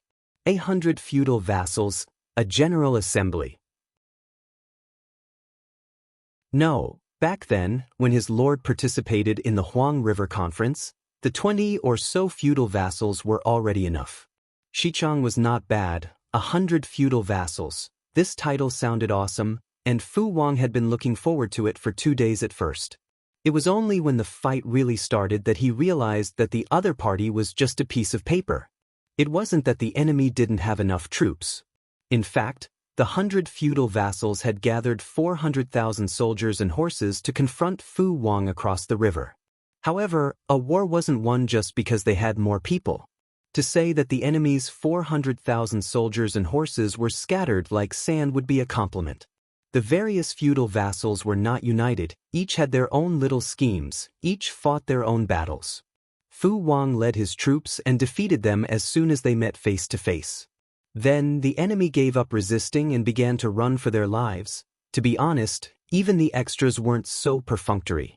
In this battle, Fu Wang created a world record that would be famous in later generations, the record of killing the leaders of the feudal vassals in one battle.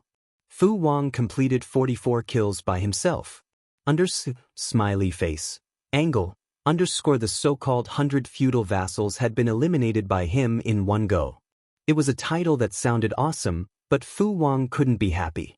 He felt that his intelligence and military talent were being ruthlessly rubbed against the ground by these enemies. Just by rubbing against him, he would lose some of his intelligence.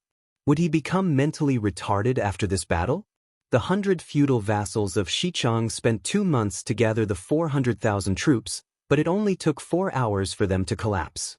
After a deeper understanding, Fu Wang deeply understood how overboard his lord was. He would rather lead the troops to attack the North Yuan. At least the enemy wouldn't be so retarded, right? Of course, Jiang Pingji only chuckled at this. The intelligence of the North Yuan wasn't very high. Jiang Pingji only needed to watch the enemy court death and then guard their corpses. There weren't many times when she had to properly set up a battle formation to fight a battle. No matter how bad Fu Wang was, He still managed to get the title of 44 kills and saw the grand occasion of the 100 feudal vassals attacking Fu Wang. What did Jiang Pengji have? Snow. The sky was full of snow, freezing people to death under smiley face. Angle report. Fu Wang rubbed his brows and said, "What now?" The soldier who reported the news said that the scouts had caught a group of suspicious people who claimed to be the emperor of Xichang. Fu Wang was speechless. It might be hard to believe, but Fu Wang had gathered the 6 imperial pills not long ago. Did another person want to achieve the achievement of summoning the dragon god? Another bunch of bluffs. Just drag them out and kill them. What kind of person claimed to be an emperor? Was the word emperor so cheap? Fu Wang had always hoped that his lord could ascend to the throne, but in the end, the emperor was so cheap. He felt suffocated just thinking about it. In the end, the emperor this time was not ordinary. What is this? Fu Wang opened the item presented by the soldier and saw a jade seal. Interesting. The jade seals of the previous emperors were either made of wood, granite, or cheap and low-quality jade. The quality of this jade seal looks pretty good. As a boorish man, Fu Wang did not know much about anything other than war. When he chose his spoils of war, he would choose the biggest, brightest, and best-looking ones, or simple and crude gold and silver treasures. He did not know much about jade, but he felt that this jade seal was of good quality. As for how good it was, he could not tell. So, when the people around him told him that this jade seal was of excellent quality and was very likely to be a real jade seal, he was dumbfounded. Drag the person here and interrogate him. Where did he steal this jade seal? If he did not ask, he would not know. Once he asked, his 3 views were all shattered. The person who was captured was indeed the emperor of Xichang, the real emperor of Xichang. Accompanying him were his empress and his ministers. Fu Wang stared at the person for a long time but could not see the so-called aristocratic temperament. Looking left and right, did he not look like a farmer doing farm work? The empress beside him also had wrinkled skin and white hair. Her hands were frostbitten, and her fingertips were cracked and had thick calluses from farm work. If this was really the royal family, Fu Wang could understand why there were more than 100 feudal lords in Xichang. To many people, the royal family was a religion. With such a collapse of religion, how could order not collapse? The emperor earned money from farming, the palace earned pocket money from farming, and the concubines were sold to disharmonious places to earn money from their bodies. The so-called ministers in villages with less than 100 households were involved in domestic trifles. Wait, what happened to the jade seal? They were so poor. Fu Wang did not believe that they would not pawn the jade seal to pay back the money. The emperor of Xichang stammered as he explained. They had taken advantage of the time when Fu Wang was harvesting the heads to send the guards to retrieve it. The jade seal was the symbol of the emperor. With the jade seal, he might be able to trick some people to get close to him, Fu Wang.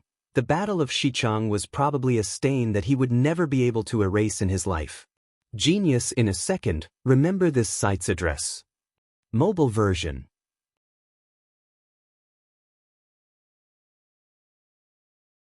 Chapter 1834. Because of the uniqueness of Xichang, Fu Wang's army had been advancing triumphantly all this while.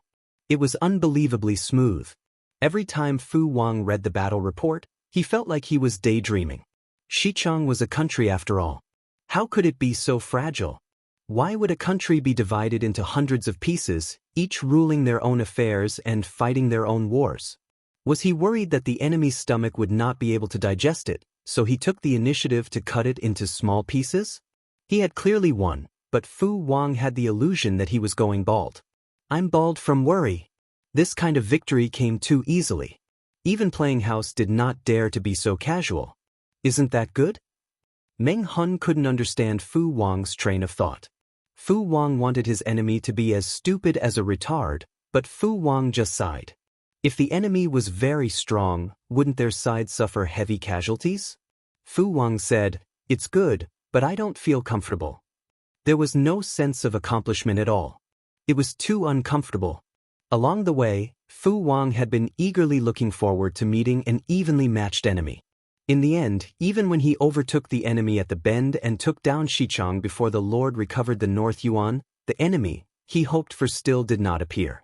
No, it would be more accurate to say that they appeared, but due to the huge difference in strength, they only managed to struggle a little before they were flattened by Fu Wang, who was armed to the teeth with a cannon.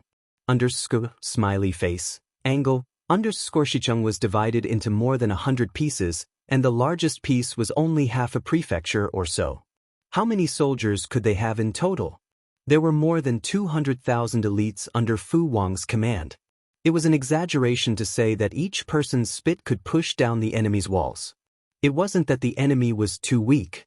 It was clear that the power levels of the two sides weren't on the same level.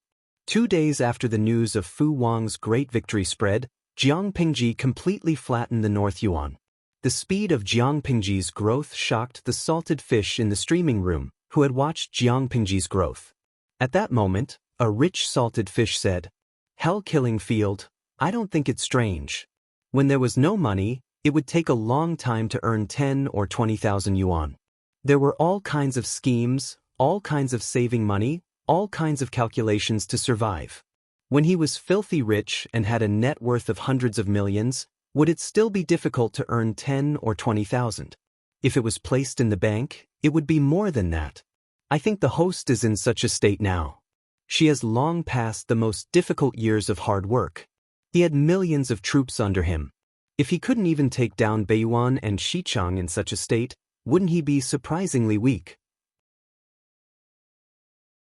Cultivation.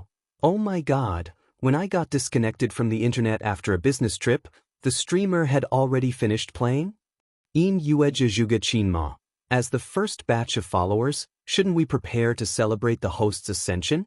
Cafeteria Dafinanti. Okay, I've already thought of a way to help. The cafeteria window will be half price all day long. Lan Rui Yubuja. So fast? Could the host arrange for the ascension to happen during the Dream of 1,000 Years event? Perhaps there will be a European emperor who can represent us to attend the host's coronation ceremony. The real name system envies this European emperor, the European emperor among European emperors. Poor Daoist sees your chrysanthemum is poisonous. It might not be that lucky. Who knows where the lucky emperor was sent to? The last time he dreamt of 1,000 years, he was on a deserted island. It was said to be the southernmost of the 5 nations, second only to the place of execution. The last time he dreamt of it, he was in the northernmost part of the northern abyss, and he even froze to death. Wujiang Zakai, the one at the southernmost. Isn't that lucky? He ate oysters for a whole day. I'm dying of cravings. Guangnian Y. The northernmost one of the North Abyss isn't that bad.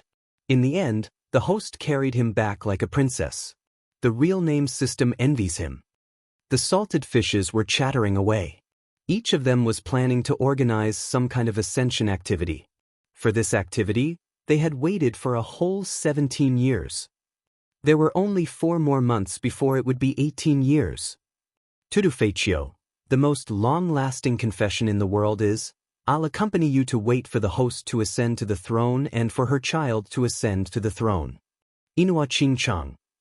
Forget it. I've been waiting for the host to ascend to the throne for half my life.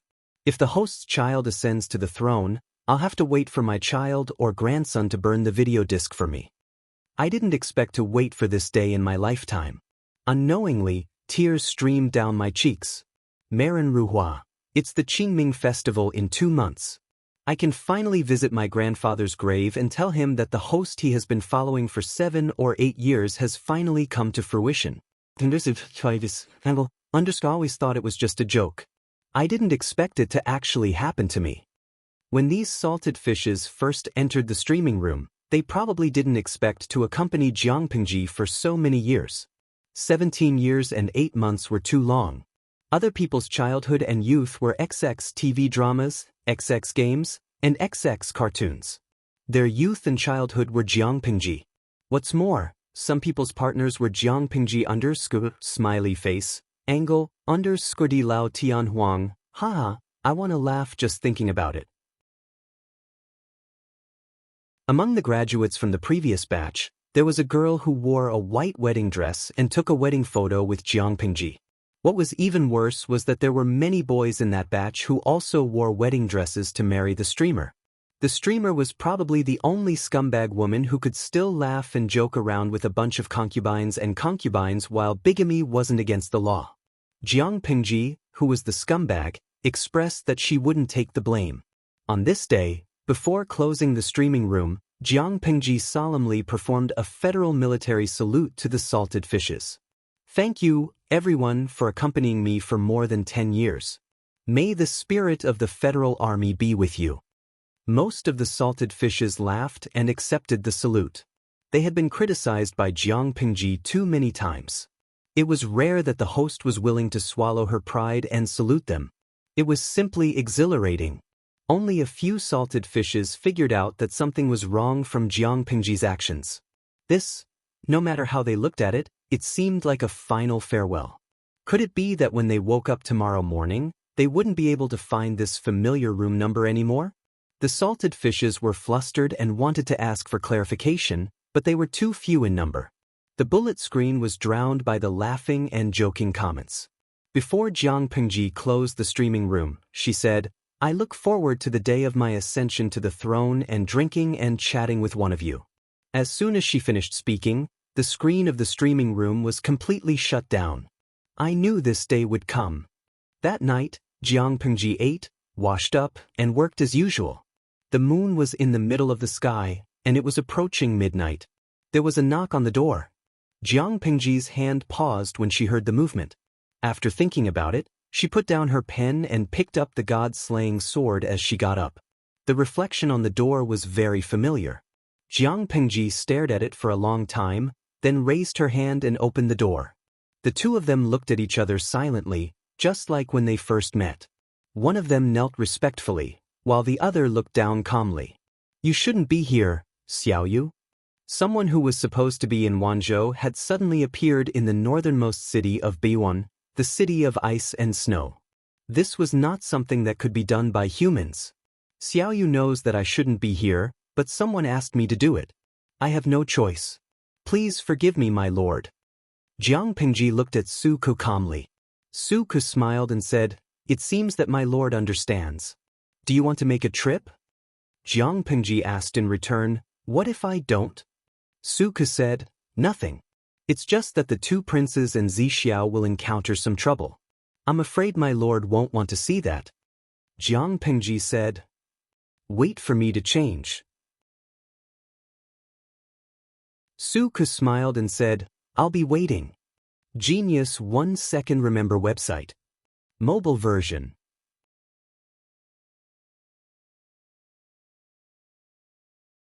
Chapter 1835. The cold wind whistled outside the house. Jiang Pingji had changed into a clean and neat outfit. The god-slaying sword hung on her waist, her expression as calm as usual. "The snow outside is heavy. Why don't you put on an extra coat, my lord?" Su Ku spoke with familiarity. "The weather is cold, but the heart is cold. What's the difference between wearing one more coat and one less coat?" Jiang Pingji took half a step past him and tilted her head. "Lead the way. I hope it's not too far. My body is as strong as a bear. I can take off 2 more coats. You, on the other hand, should keep warm in your old age." Su Ku smiled and bent down to pick up the lantern. He slowly led the way in front. The cold wind blew the flying snow into their hair. The flying snow was slightly thicker. From afar it looked like white hair. "I suddenly hope that the snow will be heavier." Jiang Pingji and Su Ku maintained a distance of about 1 meter. The person in front of them carried the lantern and walked slowly in the snow. There was only the sound of the two of them stepping on the snow, breathing, and the sound of the wind. The seemingly noisy night scene of winter snow gave people a different kind of silence. In this case, if something really happens to me, I'll be considered to have lived a long life. Su Ku did not answer. His back was still straight, but his fingers that held the lantern trembled slightly. She kept following Su Ku's guidance. He led her farther and farther away. The surrounding scenery also became lonely. Jiang Pingji said, "Speaking of which, Xiaoyu, do you remember how long we've known each other?" Su Ku did not answer. Jiang Pengji continued, I remember it was not long after the flower festival when I was 12. How can I not remember? It's an unforgettable day in my life. Jiang Pengji counted with her fingers. I don't usually pay attention to it. Now that I think about it, I'll be 30 in 2 months. To be honest, other than the group of salted fish in the streaming room, the person she had known for the longest time in this life was actually Suku. She had known the salted fish in the streaming room for 17 years and 8 months. She had also known Suku for 17 years and 8 months. They were master and servant. Jiang Pengji thought that time passed very slowly. When she turned around, she saw that everyone had changed from teenagers to young adults. They were rushing to their 30s and 40s. Based on the average age of this era, more than half of a lifetime had passed. Suku asked her, Indeed. In another 2 months and 13 days, it will be the Lord's 30th birthday. The ancient people celebrated their birthdays in a big way, such as their 30th, 40th, and 50th birthdays. Jiang Pengji said regretfully, the 30th birthday is of great significance. It's a pity that it's not a good year. It's destined that we won't be able to hold a grand celebration this year. She wanted to hold a good party, but there were 1,000 things waiting to be done everywhere. Money was needed everywhere, and it was really not suitable to waste it. Suka held onto the lamp and said, My lord has always been frugal and doesn't like extravagance and waste. I'm afraid you won't be willing to hold a grand birthday celebration.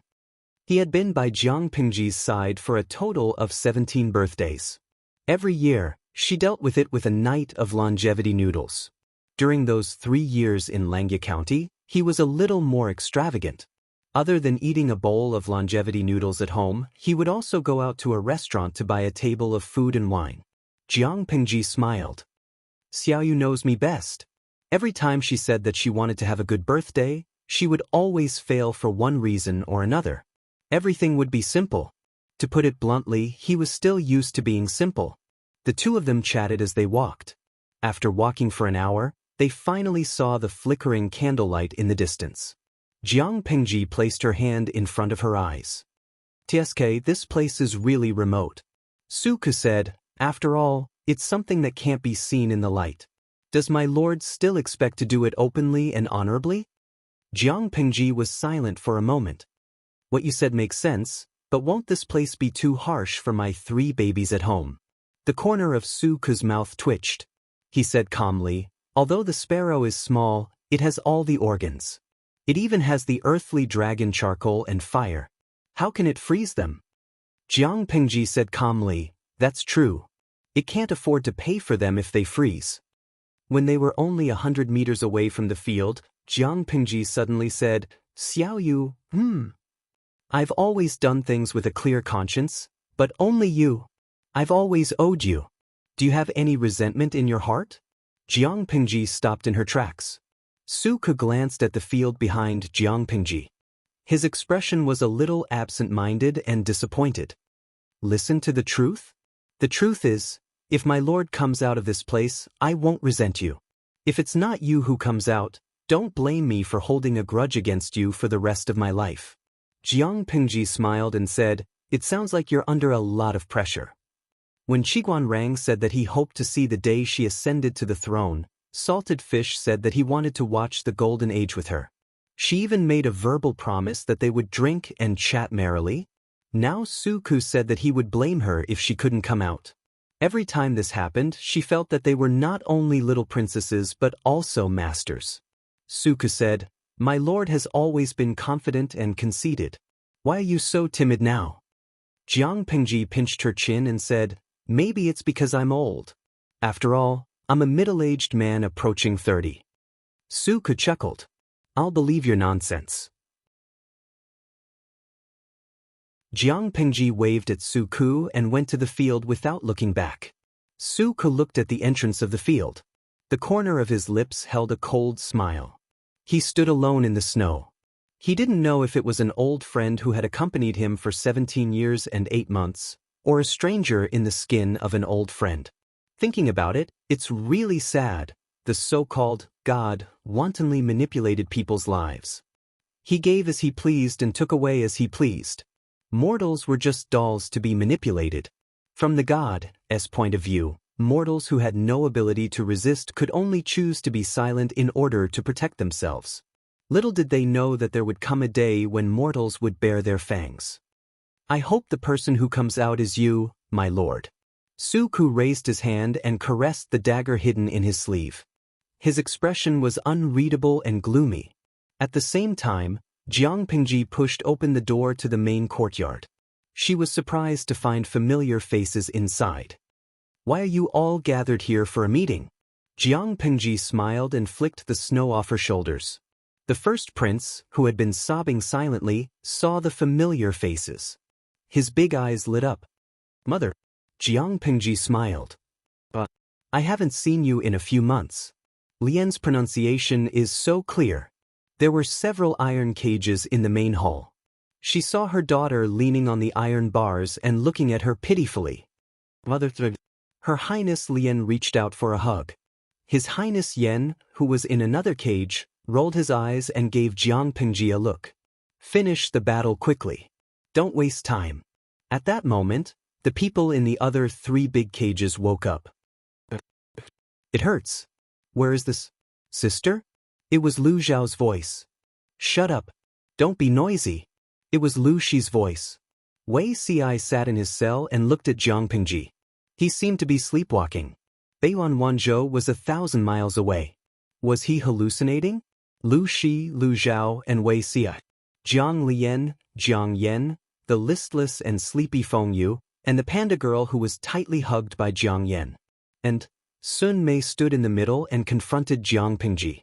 Jiang Pingji said, "Don't you know how to greet your old master?" Sun Mei's expression was wooden and her eyes were dull. She looked like a puppet that could move. Jiang Pingji said, "You hid it well enough. You used the opportunity of marrying Xiaoyu to clear your name." Sun Mei finally moved. She spoke in an electronic voice. "This is just a coincidence. It's the maid's fault for thinking she's smart. You're also stupid enough to hand the opportunity to me." "What do you mean?" She wouldn't admit that she was stupid. Sun Mei raised her hand and pointed at herself. This maid was just a chess piece that someone set up. Jiang Pingji crossed her arms in front of her chest. "I know that the streaming system of the woman whose name I don't know is a part of you." Sun Mei and Takshu were her chess pieces at first. Takshu went down the dark path, and Sun Mei took the opportunity to jump out of the swamp. Sun Mei said calmly, "Mortals always think that they resist fate and arrangements, but in fact, they just fall into a bigger trap."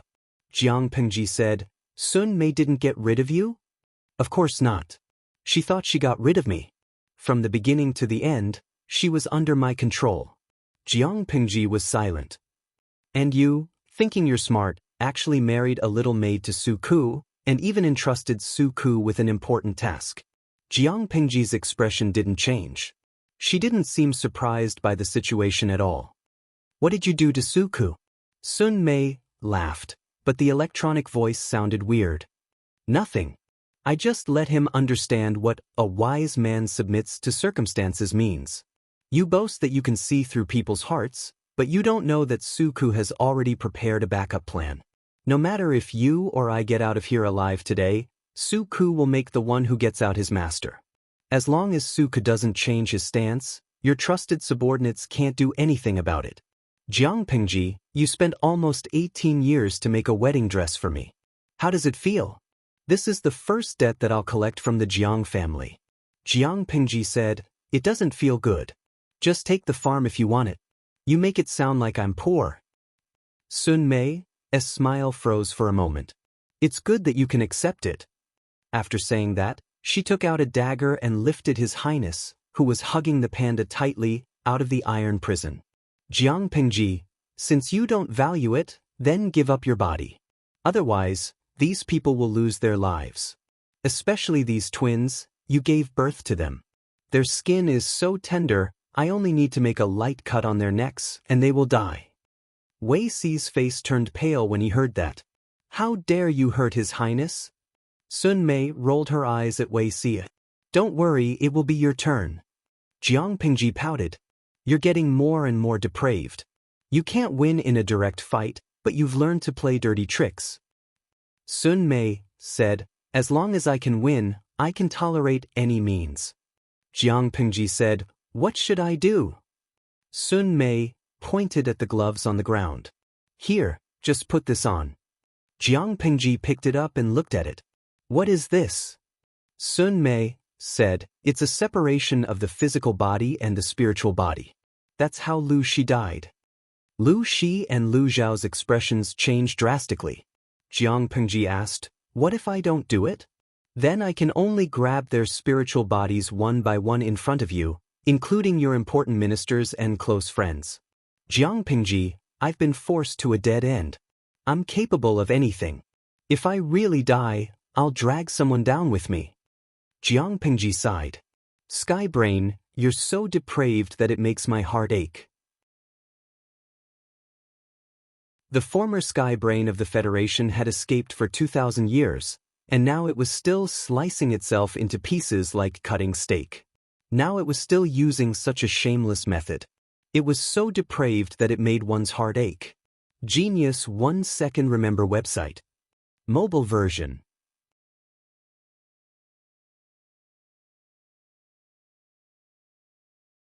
Chapter 1836.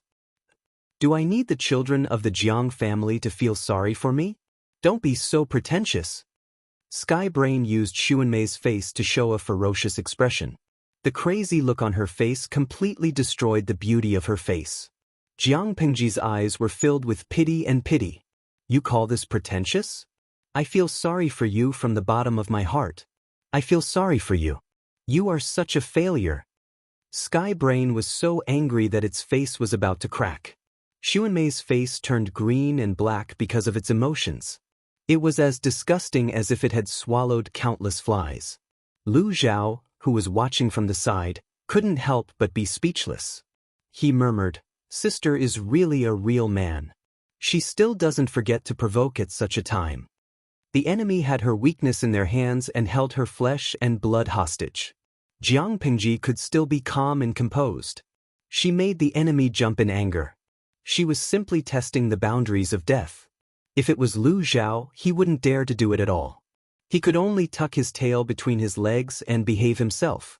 Lu Shi sat in the iron prison and sneered. A person is about to die.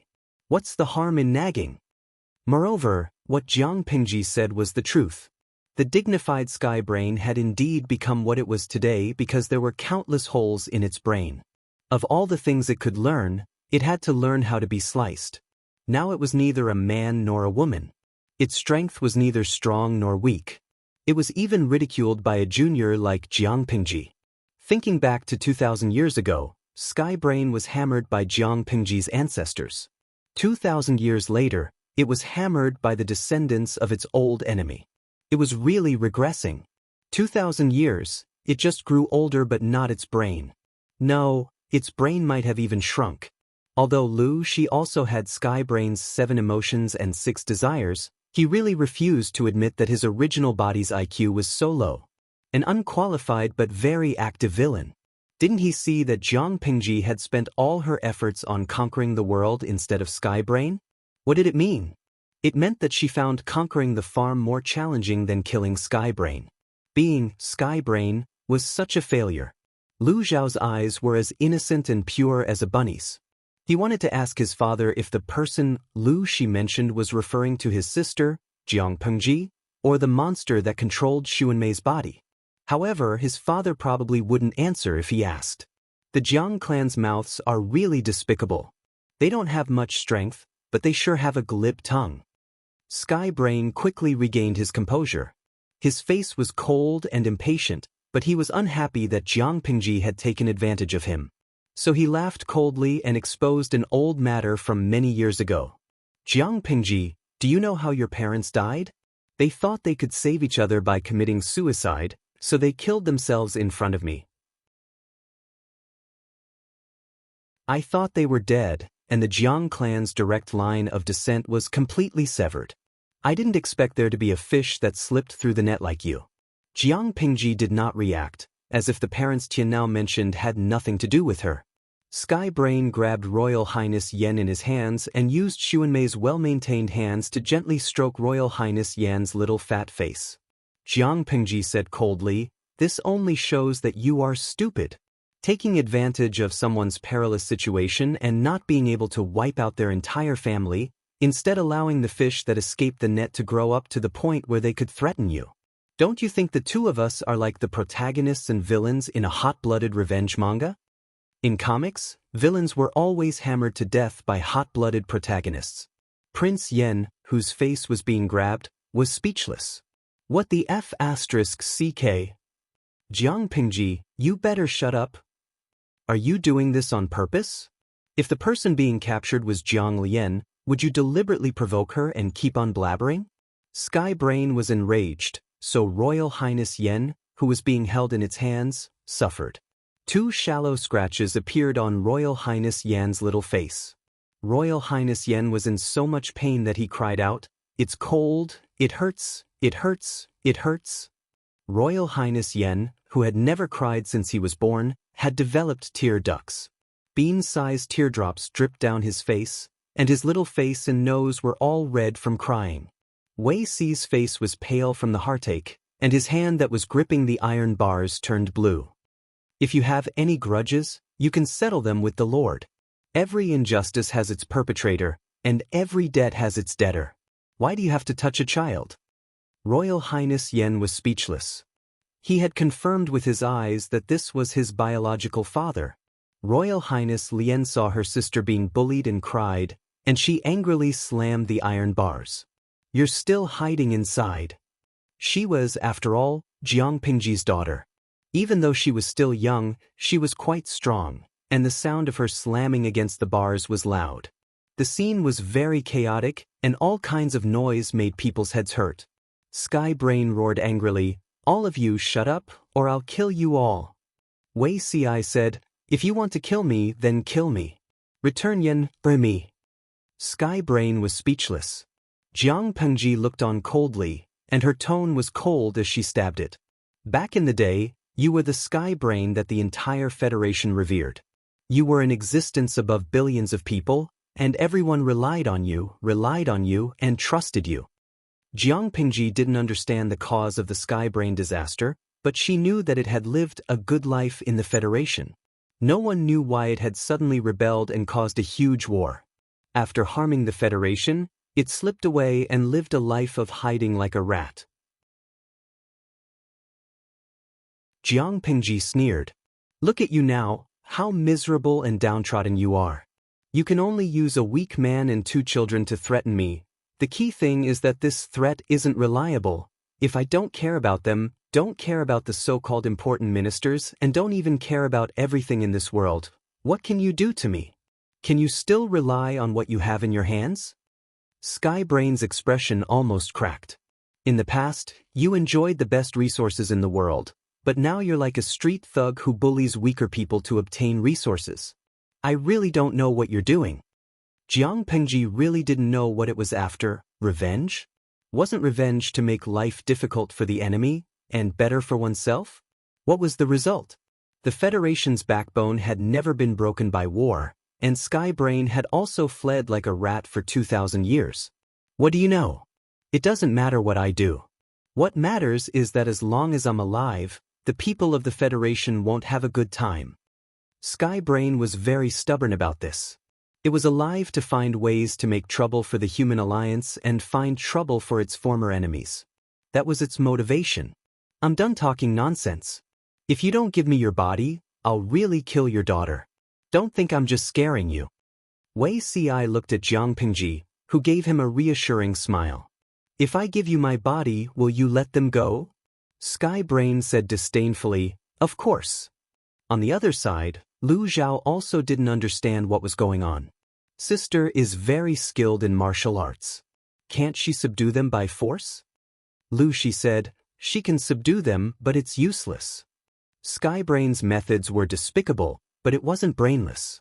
On the contrary, it had fled for 2,000 years. No one could compare to its suspicion and vigilance. Knowing that Jiang Pingji would threaten it, how could it appear in front of Jiang Pingji? It controlled Sun Mei's body remotely. It would only appear when Sun Mei died or was trapped and unable to escape. If Jiang Pingji chose to refuse, Qiguan Rang and the others wouldn't be able to escape with their lives. The problem now was, where was Jiang Pingji? While talking, Jiang Pingji had already put on the glove. After putting it on, she found that her spirit and body tended to separate. What is this glove? It's an old object that imprisons souls. Skybrain said, the souls of the direct descendants of the Jiang family who were killed back then are all in it. They suffer day after day until they turn into nothingness. Now, you're no exception. I'll make your soul fly away and scatter. It's a pity that the souls of your biological parents are too weak. They dispersed 3 years ago. I don't know how long you, a descendant of the Jiang family, can last in there. Jiang Pengji was about to say something, but she suddenly found that she was gradually losing control of her body. The glove, which was full of strange patterns, produced a huge suction force. TSK, you can't achieve great things by being emotional. Looking coldly at Jiang Pengji, who closed her eyes and collapsed to the ground, Skybrain sneered. It turned out that stripping away the 7 emotions and 6 sensory pleasures was the right thing to do. Emotions could only lead to bad things. Jiang Pengji was threatened and schemed against because of her emotions. Her soul was imprisoned. As the 7 emotions and 6 sensory pleasures it had stripped away, she had fallen in love with Immortal and ruined its plans time and time again. Skybrain manipulated Sun Mei to put its hand between Jiang Pengji's eyebrows. After checking again and again, it confirmed that Jiang Pengji's soul was no longer in the body. Is this the end? Lu Zhao's hair stood on end as he watched Sun Mei pull out the god-slaying sword and walk step by step to the front of his cage. Sun Mei sneered at him. Wrong, it's just the beginning. Lu Zhao? What did it mean? After listening, Lu Shi's expression suddenly turned cold. He suddenly thought of a possibility. Could it be that Jiang Pengji? He saw Sun Mei chop the cage that imprisoned Lu Zhao into pieces. Lu Zhao looked terrified, but his body stood up uncontrollably. When did you hide in Zhao Er's body? Sky's brain sneered. Look at you, a good-for-nothing thing. The son you raised is also a good-for-nothing. If your son had a bit of ambition, I would have directly schemed to push him to the top. However, he is not completely useless. At least he is one of the few targets that Jiang Pengji does not guard against. It is very safe to hide in his body, but it is really an eyesore to see him so stupid every day. Lu Zhao was almost crying. He had been thinking about where the monster was hiding in his body. Lu Shi was so angry that he pounded the iron bars.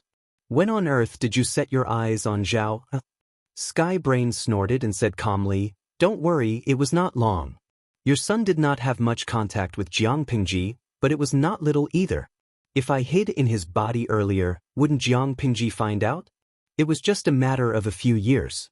When I absorb the luck of the entire plane and recover my strength, I will slowly settle the score with you and your stupid son.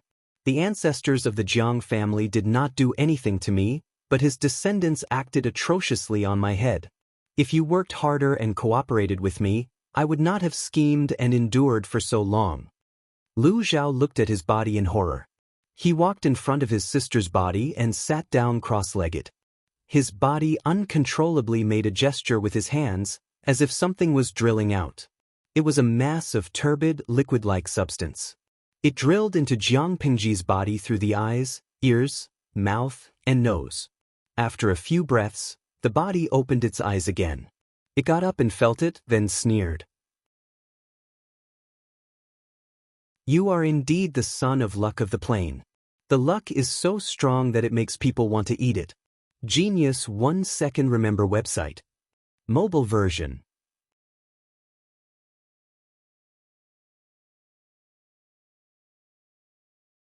Chapter 1837. Wei Ci looked at the strange expression on the familiar face, and his heart sank. Where's my lord? He stared at the strange Jiang Pengji, and the hand holding the iron bars couldn't help but clench, the veins on the back of his hand bulging. Tisk, were you daydreaming just now? Puma, do you even need to ask this question? Skybrain showed a hint of joy mixed with ferocity. Of course I'm your lord, Otherwise, who do you think I am? I don't want to hear this kind of question a second time. The other half of Wei Si's heart also sank. The person in front of him was definitely not his lord. Since this demon occupied his lord's body, where did his lord go now? Was it really as this demon said, that her soul was imprisoned and tortured? Impossible. His lord was not someone who would throw herself into a trap.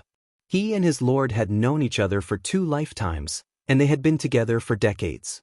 When would she fight a battle unprepared? Thinking of this, his flustered heart calmed down. How could his lord lose to such a monster that was neither human nor ghost? Tiske, what's with that look? Are you doubting my identity? Wei Si said coldly, what kind of look is that? You know very well that you're not my lord. I know very well in my heart. What's fake can't be real, it really can't be fake. So what if you occupied my lord's body with sorcery? Do you really think you can deceive the eyes of the world? Sky Brain couldn't help but sneer. It thought that the man Jiang Pingji liked should have some brains, but it didn't expect him to be a fool. I really don't know what Jiang Pingji sees in you. Is it just this face? Heavenly Brain stretched out its hand and pinched Wei Si's lower jaw, instantly leaving a mark. Its eyes were full of contempt. Well, there is indeed such a possibility. After all, your brain isn't good enough, and your face is the only thing you can barely look at. You're not even as good as Su Ku. I really don't know why Jiang Pingji chose you. Naive and stupid. Don't you know that Su Ku is my man? Even if he's not famous, he controls the overall situation. As long as he says I'm Jiang Pingji, even if someone doubts it, who dares to say it? Whoever dares to doubt it will die. Do you really think there will be someone who doesn't want to live? Wei Si was in so much pain that he almost couldn't speak. He felt that his jaw was about to be crushed. But life is indeed precious, but it's not the most precious thing in the world. You're not human, so how would you know the choices of humans? Wei Si endured the pain and said, using one's life as a hostage to deal with mediocre people. How do you know that Xiao Yu betrayed the Lord? Even if he really betrayed her, it could only be said that he had failed to live up to the Lord's expectations and high hopes. Other than him, there are many others who are willing to speak up for the sake of finding the Lord. You will not succeed. Sky's Brain sneered. If it weren't for the fact that many people know about your relationship with Jiang Pingji, making it difficult for them to lay their hands on you, I could kill you right now. It loosened its grip on Wei Si, as if it was throwing away an infectious dirty thing. But it's good to keep you. Sky Brain's eyes were bloodshot. I can show you what reality is. Since the birth of mankind, the nature of mankind was selfish. Many people would harm the interests of others for their own interests. Now, they can protect themselves by remaining silent. Do you think they will risk their lives to speak up for Jiang Pingji? Let me tell you, they will only choose to pretend to be deaf and mute. As for you, I will keep you alive and let you see with your own eyes how Jiang Pingji's soul is tortured until it disappears. Wei Si said hoarsely, your plot will never succeed. Then let's wait and see. Sky Brain was in a very good mood, probably because victory was in its grasp. TSK, this is the Jiang family's next generation of whelps. Sky Brain carried over the sobbing Royal Highness Yen from Xuanmei's arms. The other twin was angrily slapping the bars of the iron prison, saying, don't bully or scare me, while saying, stay in the nest. Sky Brain hated humans, and naturally hated human whelps. One was weak and loved to cry, the other was noisy and incessant. Both of them made it lose its patience. It hooked its fingers around Royal Highness Yan's chubby little face. Its dangerous tone made Wei Si's heart tighten, for fear that the monster would hurt Royal Highness. Be good, call me mother. From now on, I will be your mother. Royal Highness Yen cried even harder. His wailing softened Wei Si's heart. Cold. The nest is cold. Go away. Royal Highness Yen cried so hard that she was out of breath. Soon, her eyes were swollen and red like a rabbit's. At first, Sky Brain had the patience to tease her, but it was soon annoyed by the child's crying. It wanted to throw her to the ground and trample on her. You really don't know what's good for you. Sky Brain threw the child into Xuanmei's arms. The latter took it with a pale face and patted Royal Highness Yan's back to comfort her. Lu Zhao saw all this and was so scared that his legs turned into noodles. It's over, it's really over. Did my sister really fail miserably? Looking at the disheveled Wei Ci and his two nieces who were crying uncontrollably, Lu Zhao did not feel good at all. He was anxious and guilty. Who would have thought that the demon was hiding in his body? Maybe the demon had used Lu Zhao's body to do something bad that no one knew about. He felt tired at the thought of this possibility. Among the people present, only Lu Xi looked indifferent, as if all the noise around him had nothing to do with him. Okay, it's getting late. Let's go back. Sky Brain was ready to leave, still holding the thing that imprisoned Jiang Pingji's soul in its hand. At that moment, Lu Xi asked it, "Do you really think it's over?" Sky Brain sneered. "Do you think Jiang Pingji can still turn the tables?" Lu Xi sighed. "I think she probably didn't fail miserably, so how can she turn the tables?" Sky Brain's heart skipped a beat and it suddenly asked, "What do you mean?" "I mean you're too stupid." An unfamiliar mature female voice came into everyone's ears. They couldn't help but look for the source of the voice. A tall, sexy, and mature red-haired woman had appeared in everyone's field of vision at some point in time. She had enchanting eyebrows and a deep face. The clothes she wore were very strange, be it the cut or the material. Even so, they could still feel the person's heroic temperament. This was a very good-looking foreign woman. Her already fair skin was set off by her red hair, making her look even more radiant. Lu Zhao's eyes almost popped out. Is she a human or a ghost? Jiang Pingji rolled her eyes in annoyance. Zhao, you're so capable that you can't even recognize your sister. The unfamiliar voice and the familiar tone scared Lu Zhao so much that his body trembled. A terrible thought came to his mind. Wei Ci looked at the somewhat familiar face and called out uncertainly, "Lord?" Jiang Pingji smiled. "Ah, Zixiao and I have a telepathic connection. You can even recognize me like this." She teased everyone and seemed to have forgotten that Sky Brain was still present. "You?" Jiang Pingji asked in return, "What about me? Are you surprised that I'm not locked up by you?" Sky Brain looked at her incredulously. "How is this possible?" Jiang Pingji played with a jade pendant in her hand. To be precise, it was a yin-yang jade pendant. "I never fight a battle unprepared. Since I dare to appear in front of you, it's naturally because I've made thorough preparations." Sky Brain's whole face twisted when it saw the yin-yang jade pendant. Who would have thought that Jiang Pingji's soul would instantly leave her body and hide in the jade pendant, avoiding Sky Brain's detection? "So what?" Sky Brain sneered and took a step back. "Do you think you can catch me?" Jiang Pingji couldn't help but laugh. "Aren't you talking nonsense? If I'm not sure I can catch you, why would I appear now?" Sky Brain's expression froze for a moment when it heard this. It tried to leave the body but was shocked to find that it couldn't be done at all.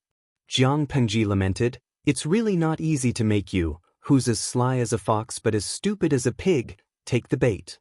Sky Brain was too good at hiding and hiding. It was also very suspicious.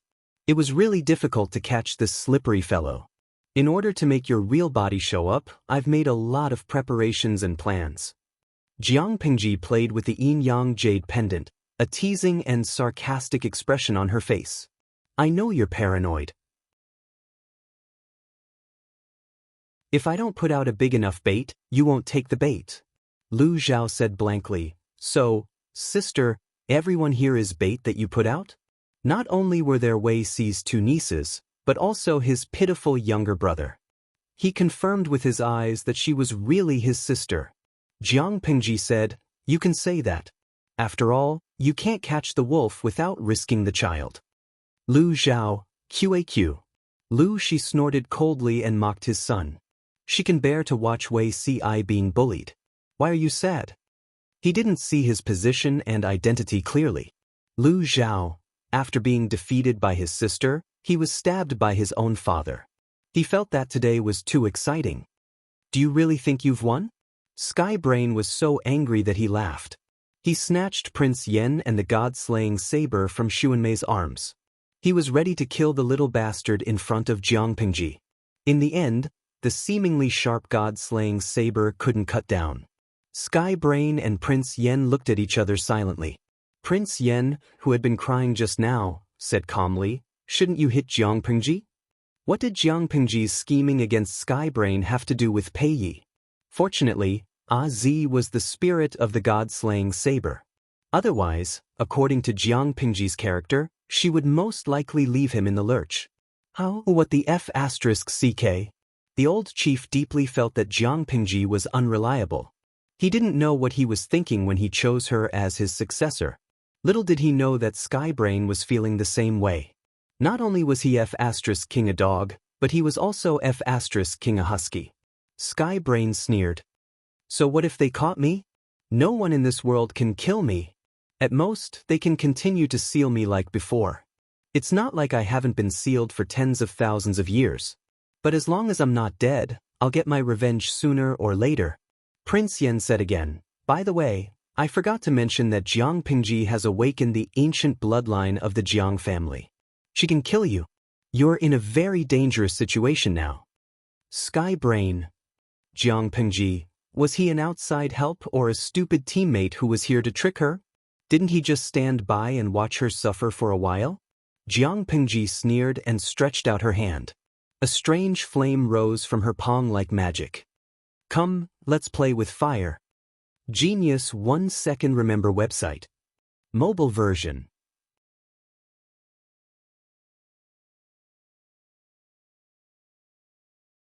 Chapter 1838. He hoped that it would be useful for other immortals, people with special abilities, immortal cultivators, aliens, and non-human creatures to participate in the construction of a stable and harmonious life in the country. Work QQ Group, 741825442 Book V Group, 870388766 Fan Points, 5000 Guide to Live Streaming by the Empress, Squinting Eyes Face I really can live forever, please wait for a moment. After the content has been updated, please refresh the page to get the latest update. You're tuning in to the Wang Lin's Journey YouTube channel. Don't forget to subscribe and join us on this journey to catch the most captivating stories.